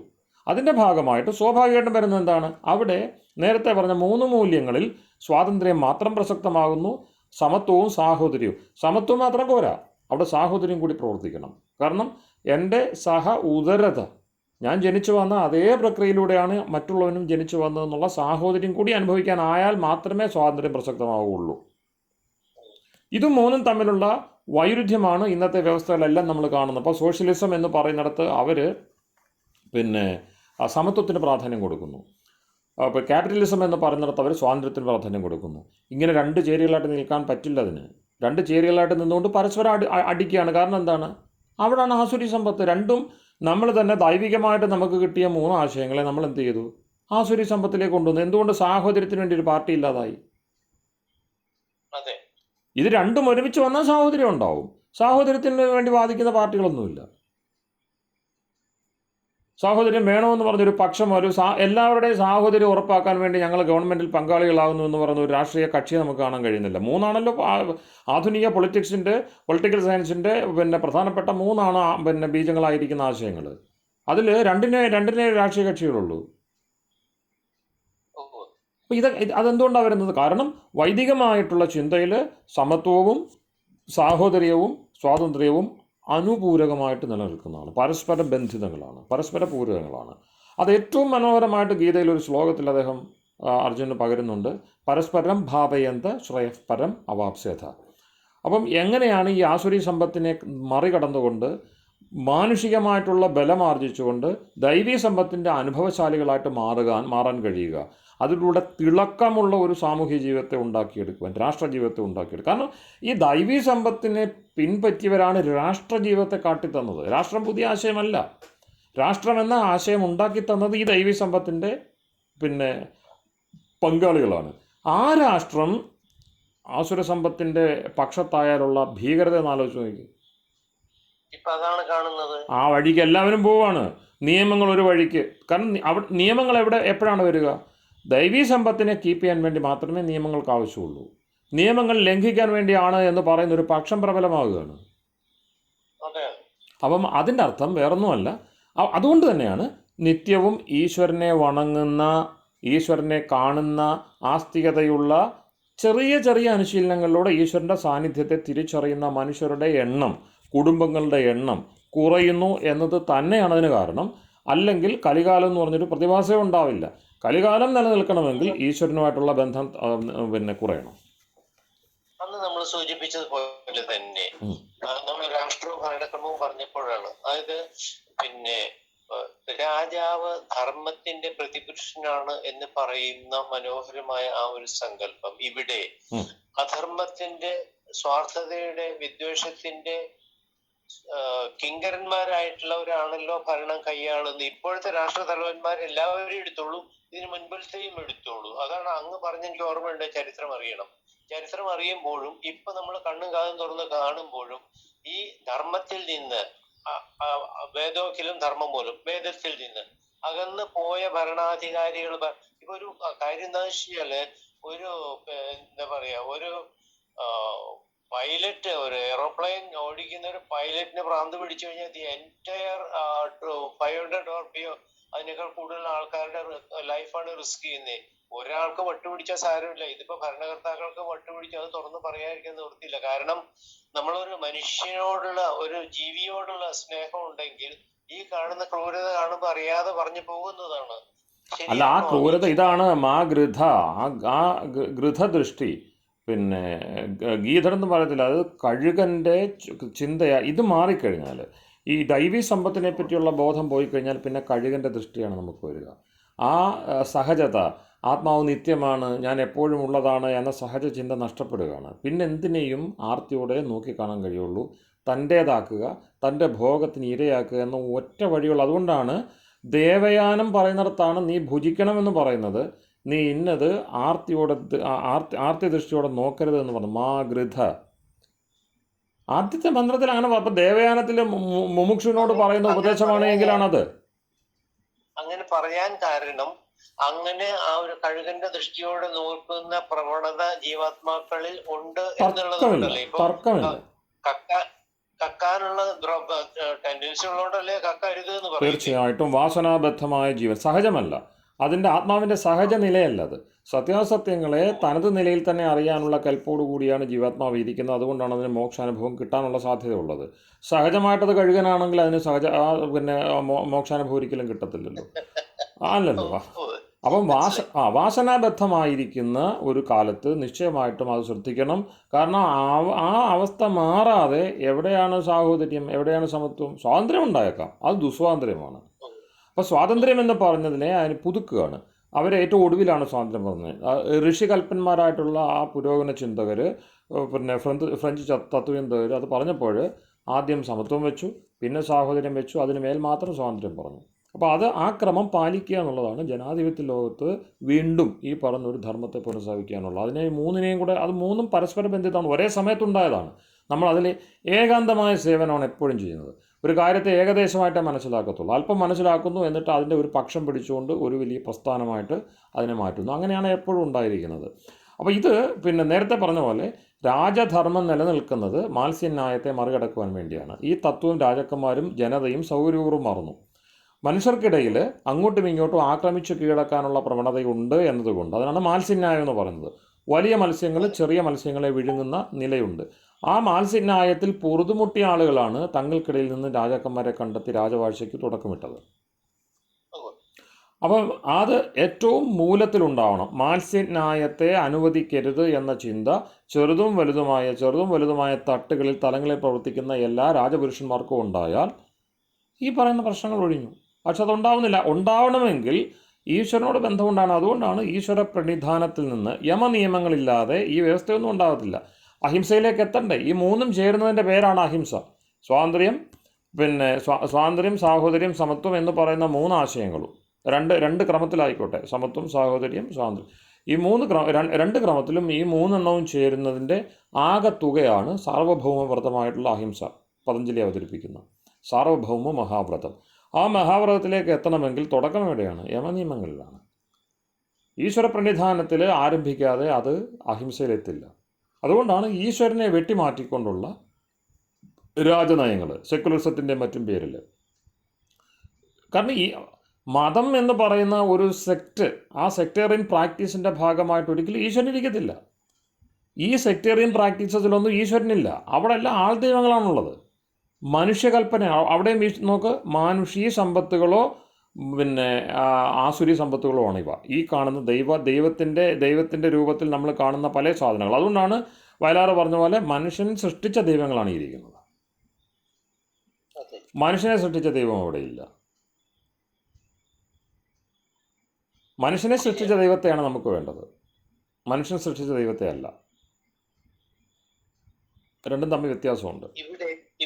ഇവിടെ നമ്മൾ പറയുന്ന ആസുരി സമ്പത്തിന്റെ ആ പ്രയോഗം, അതായത് ആധുനിക ശാസ്ത്രത്തിന്റെ പ്രയോഗം, അതായത് ഒരു ശാസ്ത്രത്തിന്റെ ഇവര് പറയുന്ന പുരോഗതി, ഇവര് പറയുന്ന ആ പുരോഗതിയില് ഒരു മനുഷ്യന് ഇപ്പൊ നമ്മള് എന്താ പറയാ, നമ്മുടെ മാൻമെയ്ഡ് ഫാമിൻ എന്നൊക്കെ കേട്ടിട്ടുണ്ട്. മുഴുവൻ അങ്ങനെയാണ് വരുന്നത്. സാധാരണക്കാരൻ വെള്ളം കുടിക്കുക, അവൻ്റെ തൊട്ട് കീഴെ തരുവിയുള്ള ഒരു സാധു ജീവി, ഒരു മനുഷ്യന് ജലം കുടിച്ച് ജീവിക്കാൻ പറ്റുന്നില്ലല്ലോ. കാരണം എവിടുന്നോ ഒഴുക്കി വിടുന്ന സാധനം അവൻ്റെ മുമ്പിൽ കൂടെ ഒഴുകുകയാണ്. നമുക്ക് ആരെങ്കിലും അത് ചിന്തിക്കുന്നുണ്ടോ? നിത്യം ശുദ്ധമായിട്ടുള്ള വെള്ളം പോലും കുടിക്കാൻ അനുവദിക്കാത്ത അത്രയും ഫാക്ടറി വൽക്കരണം ചെയ്തതിന് ശേഷം നമ്മൾ എന്താ പറഞ്ഞത്, സുസ്ഥിര വികസനത്തെപ്പറ്റി സംസാരിക്കുകയാണ്. എത്ര എത്ര എത്ര എത്ര ആഴത്തിലാണ് സാധാരണ മനുഷ്യൻ പറ്റിക്കപ്പെടുന്നത്. സാധാരണ മനുഷ്യൻ മാത്രമല്ല, അവിടെ നിന്നൊരു ഒരു കൊറ്റിക്ക് ഒരു കിളിക്ക് അവിടെ നിന്നൊരു വെള്ളം നിറഞ്ഞു പോകാൻ പറ്റത്തില്ല. കാരണം അത്തരത്തിലുള്ള ദൈവസമ്പത്തുകൾ, ശുദ്ധജലത്തെ ഒരു കാരണവശാലും ഇത്തരം സാമഗ്രികൾക്ക് വേണ്ടി ഉപയോഗിക്കരുത്. നമ്മൾ ഏതെങ്കിലും ഒരു ജലാശയം നമ്മൾ നോക്കിക്കോ, ഗ്രാമത്തിലാകട്ടെ നഗരത്തിലാകട്ടെ, പണ്ട് നിറഞ്ഞു ഒഴുകിക്കൊണ്ടിരുന്ന ഏതെങ്കിലും ഒരു ചോല, അരുവി, ചാല് ഇന്ന് ശുദ്ധജലത്തിൻ്റെതായിട്ടുണ്ടോ? ഒന്നിലെ കാട് പിടിച്ച് കിടക്കുമായിരിക്കും, അല്ലെങ്കിൽ ഉള്ള എല്ലാത്തരം വൃത്തികേടുകളും നിറഞ്ഞു കിടക്കുമായിരിക്കും. ഇത് തന്നെയാണ് ആസുരി സമ്പത്ത് എന്ന് പറയുന്നത്. ദൈവീ സമ്പത്ത് ആസുരി സമ്പത്തായി മാറി മനുഷ്യൻ്റെ ഇടപെടലുമുണ്ട്. അത് ഈശ്വരനാണോ അതിൻ്റെ കുഴപ്പക്കാരന്? പക്ഷെ ആ ആസുരി സമ്പത്ത് ഇത്രമാത്രം ഒരു നെഗറ്റീവ് പ്രോഗ്രഷനിലേക്ക് കൊണ്ടുപോകാനുള്ള കെൽപ്പ് ഒരു ജീവാത്മാവിനുണ്ട്, അല്ലേ? ഉണ്ടെന്ന് വെച്ചാൽ അവിടെയാണ് ദേവാസുര സംഗ്രാമം ഇതിഹാസ പദ്ധതിയിൽ തിരിച്ചറിഞ്ഞിട്ട് ദേവഗണങ്ങൾ ജാഗരൂകരായിരിക്കണമെന്ന് പറയുന്നത് ഇന്ന് ദേവഗണങ്ങൾ അസുരഗണങ്ങൾക്കൊപ്പം ജാഗരൂകരല്ല. ഉവ്വ്. ദേവഗണങ്ങളുടെ ജാഗ്രത കുറഞ്ഞത് തന്നെയാണ് കാരണം. എന്നുവെച്ചാൽ നിത്യവും കൃത്യമായി ഈശ്വരധ്യാനം ചെയ്ത് ഈശ്വരോപാസന ചെയ്തു പോകുന്ന ആളുകളുടെ എണ്ണമുണ്ട് എങ്കിൽ, അവർ പര്യാപ്ത നിലയിലാണ് എങ്കിൽ, ശരിയായി ഈശ്വരോപാസന ചെയ്തു വരുന്നവരുടെ എണ്ണത്തിനാണ് അവിടെ, അതാണ് ദേവഗണം എന്ന് പറയുന്നത്. ആ ദേവഗണം പ്രവർത്തിക്കുകയാണെങ്കിൽ ഒരു കാരണവശാലും അസുരന്മാർക്ക് മേൽക്കൈമ ഉണ്ടാവത്തില്ല. പക്ഷേ അവർ തന്നെ ആസുരദേവന്മാരെയാണ് ആരാധിക്കുന്നത്. മൂർത്തികളെയും മറ്റും ആരാധിച്ചുകൊണ്ട് എങ്ങനെയാണ് ഈ ദൈവീ സമ്പത്തിൻ്റെ കയ്യാളുവാൻ നമുക്ക് കഴിയുക? അവനാവില്ല. എനിക്ക് അങ്ങ് ഒരു സെക്കൻഡ് ആചാര്യജി, അന്ന് അങ്ങ് പറഞ്ഞു ഇതുപോലെയുള്ള ആരാധനാക്രമങ്ങളിൽ കൊണ്ട് ഫലം കിട്ടും, പക്ഷെ ഈശ്വരീയമായ അറിവിലേക്കോ അനുഭവത്തിലേക്കോ എത്തുക. ഈ ഫലം കിട്ടും എന്ന് പറഞ്ഞതിന്റെ സയൻസ് മായയുടെ മറ്റൊരു രൂപമാണ്. അസുരന്മാർ തന്നെ സൃഷ്ടിച്ച ദൈവങ്ങളാണ് നമ്മൾ കാണുന്ന ഈ പറയുന്ന ഇപ്പോൾ സാധാരണ മനുഷ്യരെ അനുശീലിച്ചു വരുന്നത്, ആരാധിക്കുന്നത്, അവരുടെ മുമ്പിൽ കാണുന്ന കാഴ്ചകൾ അസുരന്മാർ സൃഷ്ടിച്ച ദൈവങ്ങളാണ്. അതൊന്നും ഈശ്വരനല്ല. ഈശ്വരനായിട്ടും വൈദിക ഈശ്വരനുമായിട്ട് അതിന് യാതൊരു ബന്ധവുമില്ല. ഉണ്ടല്ലോ, കാരണം താത്കാലികമായിട്ടുള്ള നമ്മൾ എന്താണോ സങ്കല്പ ബലത്തിന് വേണ്ടിയായിരിക്കാം, അല്ലെങ്കിൽ എന്തെങ്കിലും കാര്യസിദ്ധിക്ക് വേണ്ടിയായിരിക്കാം, താൽക്കാലികമായിട്ട് അതുണ്ടാവും. താൽക്കാലികമായിട്ടുണ്ടാവും. നമുക്ക് യോഗമുള്ളിടത്തോളം ഉണ്ടാവും. യോഗമില്ലാത്തവൻ ഏതായാലും ഉണ്ടാവത്തില്ലല്ലോ. കാരണം എല്ലാവർക്കും നിരന്തരമായിട്ട് ഒരേ അനുഭവം നൽകുന്ന ഏതെങ്കിലും ഒരു ദേവതയെ കാട്ടി തരാമോ? അതില്ലല്ലോ. അപ്പോൾ അതുകൊണ്ട് അതില്ല.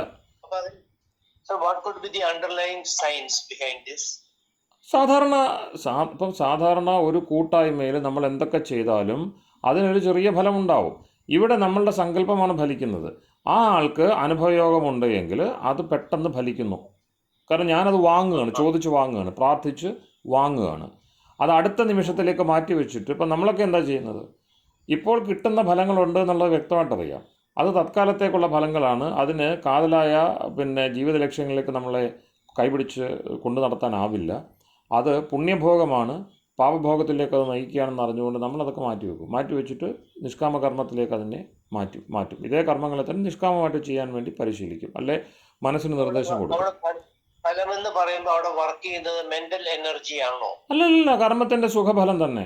കീർത്തി, യശസ്, ധനം, ഐശ്വര്യം, ഇങ്ങനെയൊക്കെയുള്ള ഒരു കർമ്മത്തിന്റെ സാധാരണ ഫലങ്ങളില്ലേ? അതിലൂടെ കിട്ടുന്ന പുണ്യം, സുഖം, അതാണ് കർമ്മഫലം, സാധാരണ കർമ്മഫലം എന്ന് പറയുന്നത്. അതിനെ എടുക്കാതെ ഈശ്വരീയമായ ജ്ഞാനമാണ് വേണ്ടത്, ഈശ്വരനോട് ചേരാനുള്ള യോഗ്യതയാണ് വേണ്ടത് എന്ന് പറയുമ്പോഴാണ് അത് നിഷ്കാമമാകുന്നത്. കർമ്മം തന്നെ അതിന് കാമം ഇല്ലാതാവുന്നില്ല. ഈശ്വരീയ കാമമാകുന്നത് കൊണ്ടാണ് നിഷ്കാമം. സാധാരണ കാമമില്ല അവിടെ. ഇപ്പം നമ്മൾ നിരാകാരം എന്ന് പറയുന്നത് ആകാരം ഇല്ലാത്തതുകൊണ്ടല്ല. ഈ കാണുന്ന ആകാരമൊന്നുമല്ല അവിടെ ഉള്ളത്. നിർഗുണമെന്ന് പറയുന്നത് ഈ കാണുന്ന ഗുണങ്ങളല്ല അവിടെ ഉള്ളത്. അതുപോലെ തന്നെയാണ് നിഷ്കാമ. നമ്മൾക്ക് കാമമില്ലാത്തല്ല, പക്ഷേ ഈ കാണുന്ന സാധാരണ കാമമല്ല അവിടെ പ്രവർത്തിക്കുന്നത്. അപ്പോൾ സാധാരണ കാമത്തിലൂടെ നമ്മൾ അർത്ഥത്തെ അനർത്ഥമാക്കി മാറ്റുന്നു. അതാണ് ആസുരി സമ്പത്ത് എന്ന് പറയുന്നത്. മായയാണ്. അതിന് പരമാവധി ആകാവുന്നത് സയൻസ് ആൻഡ് ടെക്നോളജിയാണ്. അപ്പോൾ ഇങ്ങനെ വേദശാസ്ത്രത്തെയും സാധാരണ നമ്മൾ സയൻസ് എന്ന് പറയുന്ന സംവിധാനത്തെയും തമ്മിൽ തിരിച്ചറിയുകയും ഈ ദൈവിക സമ്പത്തിലൂടെ യുദ്ധം ജയിക്കുന്നത് ഉൾപ്പെടെയുള്ള സാമഗ്രികൾ എത്ര ദക്ഷതയോടുകൂടിയാണ് രാമൻ ഈ ആസുരി സമ്പത്തിനെ നേരിടുന്നത്. മായാപ്രയോഗങ്ങൾ, ഇന്ന് സയൻസ് കാണിക്കുന്ന പരിപാടികളെല്ലാം ഈ പറഞ്ഞ മേഘനാഥനും ഇന്ദ്രജിത്തും കുംഭകർണനും ഇവരെല്ലാം ചെയ്ത ഇത്തരം മായാജോലികളാണ്. എല്ലാവരും മാരീചൻ ഉൾപ്പെടെ എല്ലാവരും നോക്കി, അവരെല്ലാം മായാപ്രയോഗം ചെയ്യുന്നു എന്ന് പറയുമ്പോൾ മാഹ ഇന്ദ്രജാലമൊന്നുമല്ല, സയൻസ് ആൻഡ് ടെക്നോളജിയാണ് അവർ കാണിക്കുന്നത്. ഒരു ഉദാഹരണം പറഞ്ഞാൽ സമയം പോകുന്നു. നമ്മുടെ കിഷ്കിന്ധയിൽ ആദ്യം കാണുന്നതാണ്. കിഷ്കിന്ധയിൽ ഇവരെത്തുമ്പോൾ രാജപ്രതിനിധികൾ അവിടെ എത്തുന്നു. അപ്പം കിഷ്കിന്ധ നഗരത്തിലേക്ക് പോവുകയാണ്. അത് ഭൂഗർഭ നഗരമാണ്.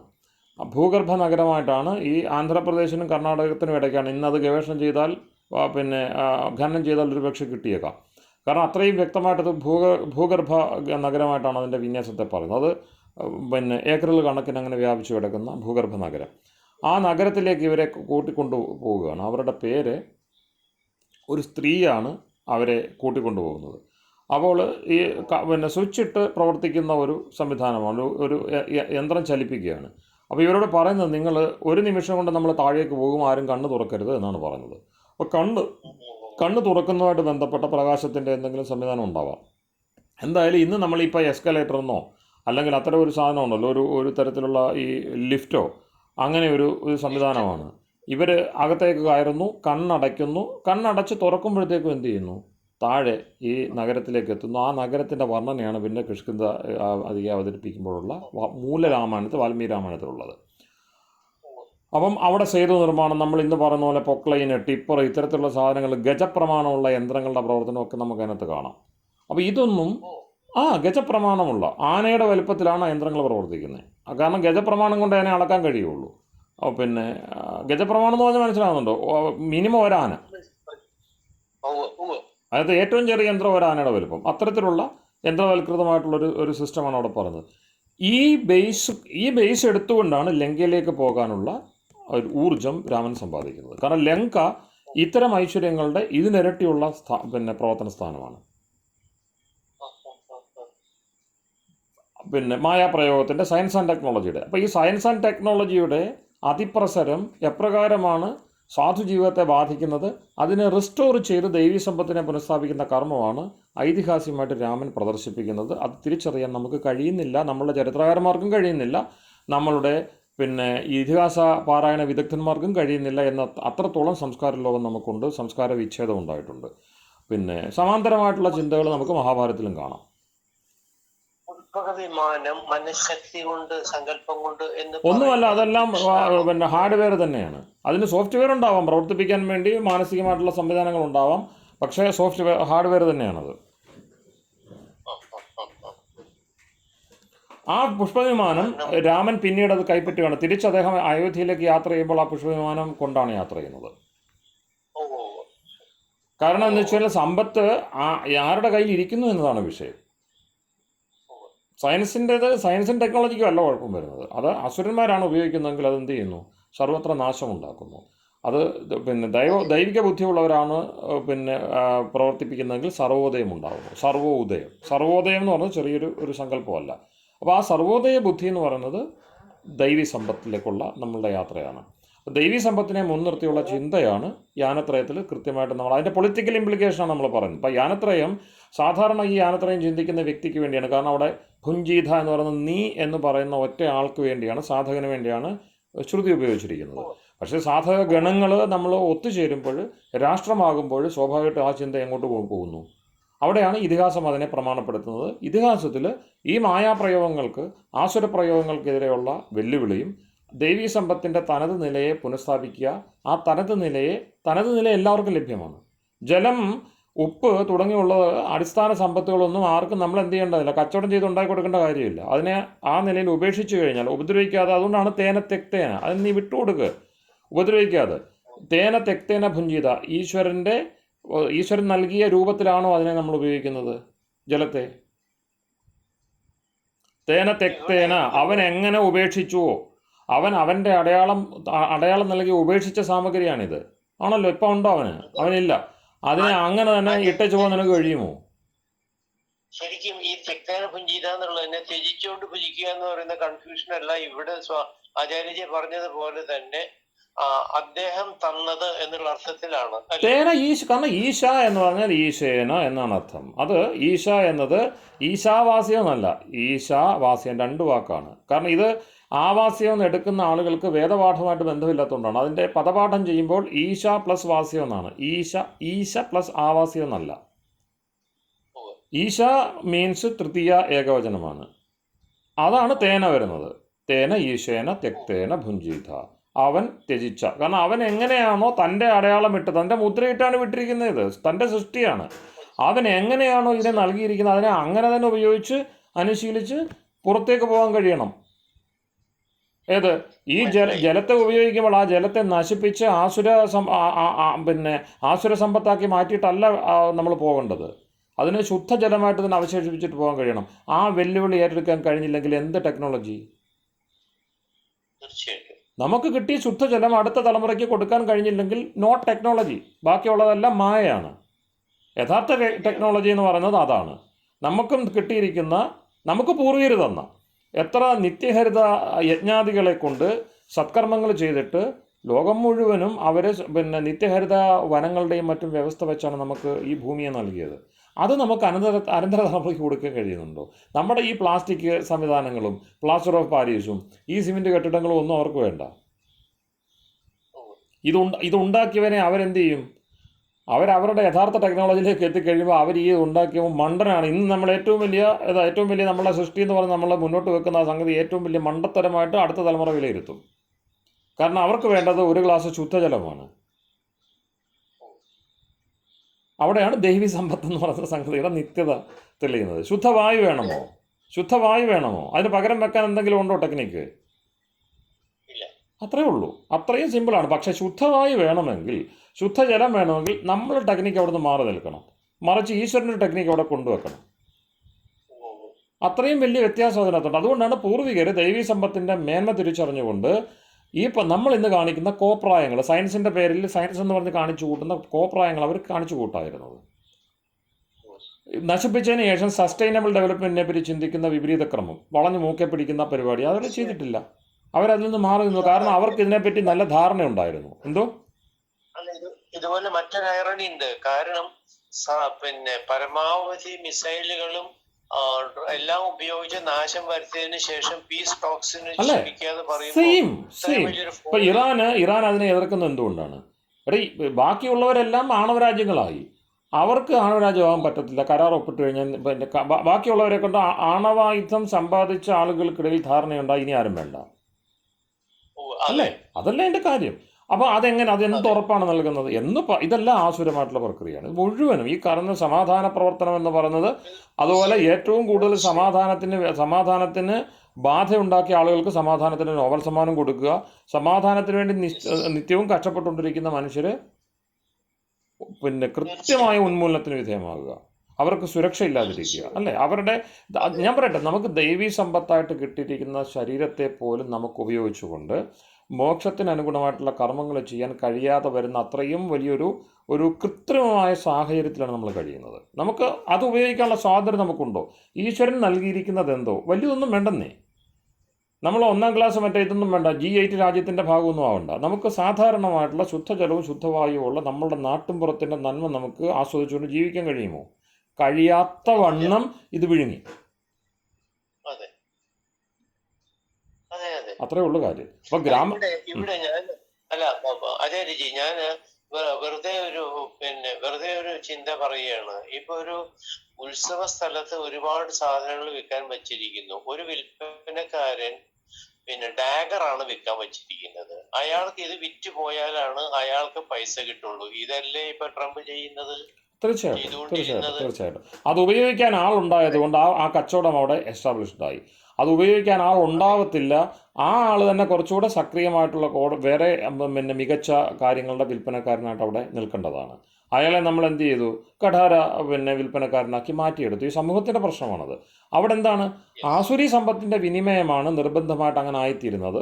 അതൊരുത്തൻ്റെ തൊഴിലിനെ ബാധിക്കുന്നതാണെന്നൊക്കെ നമുക്ക് ചിന്തിക്കാം. അവൻ ആ തൊഴിൽ ചെയ്യാൻ ഇഷ്ടപ്പെട്ട് ചെയ്യുന്നൊന്നുമല്ലല്ലോ. കൊലക്കത്തിയുടെ വിൽപ്പന ചെയ്യുന്നവൻ അത് ഇഷ്ടപ്പെട്ട് ചെയ്യുന്നൊന്നുമല്ലല്ലോ. അവൻ ഗതികേട് കൊണ്ട് ചെയ്യുന്നു, അതിലേക്ക് നയിക്കപ്പെടും.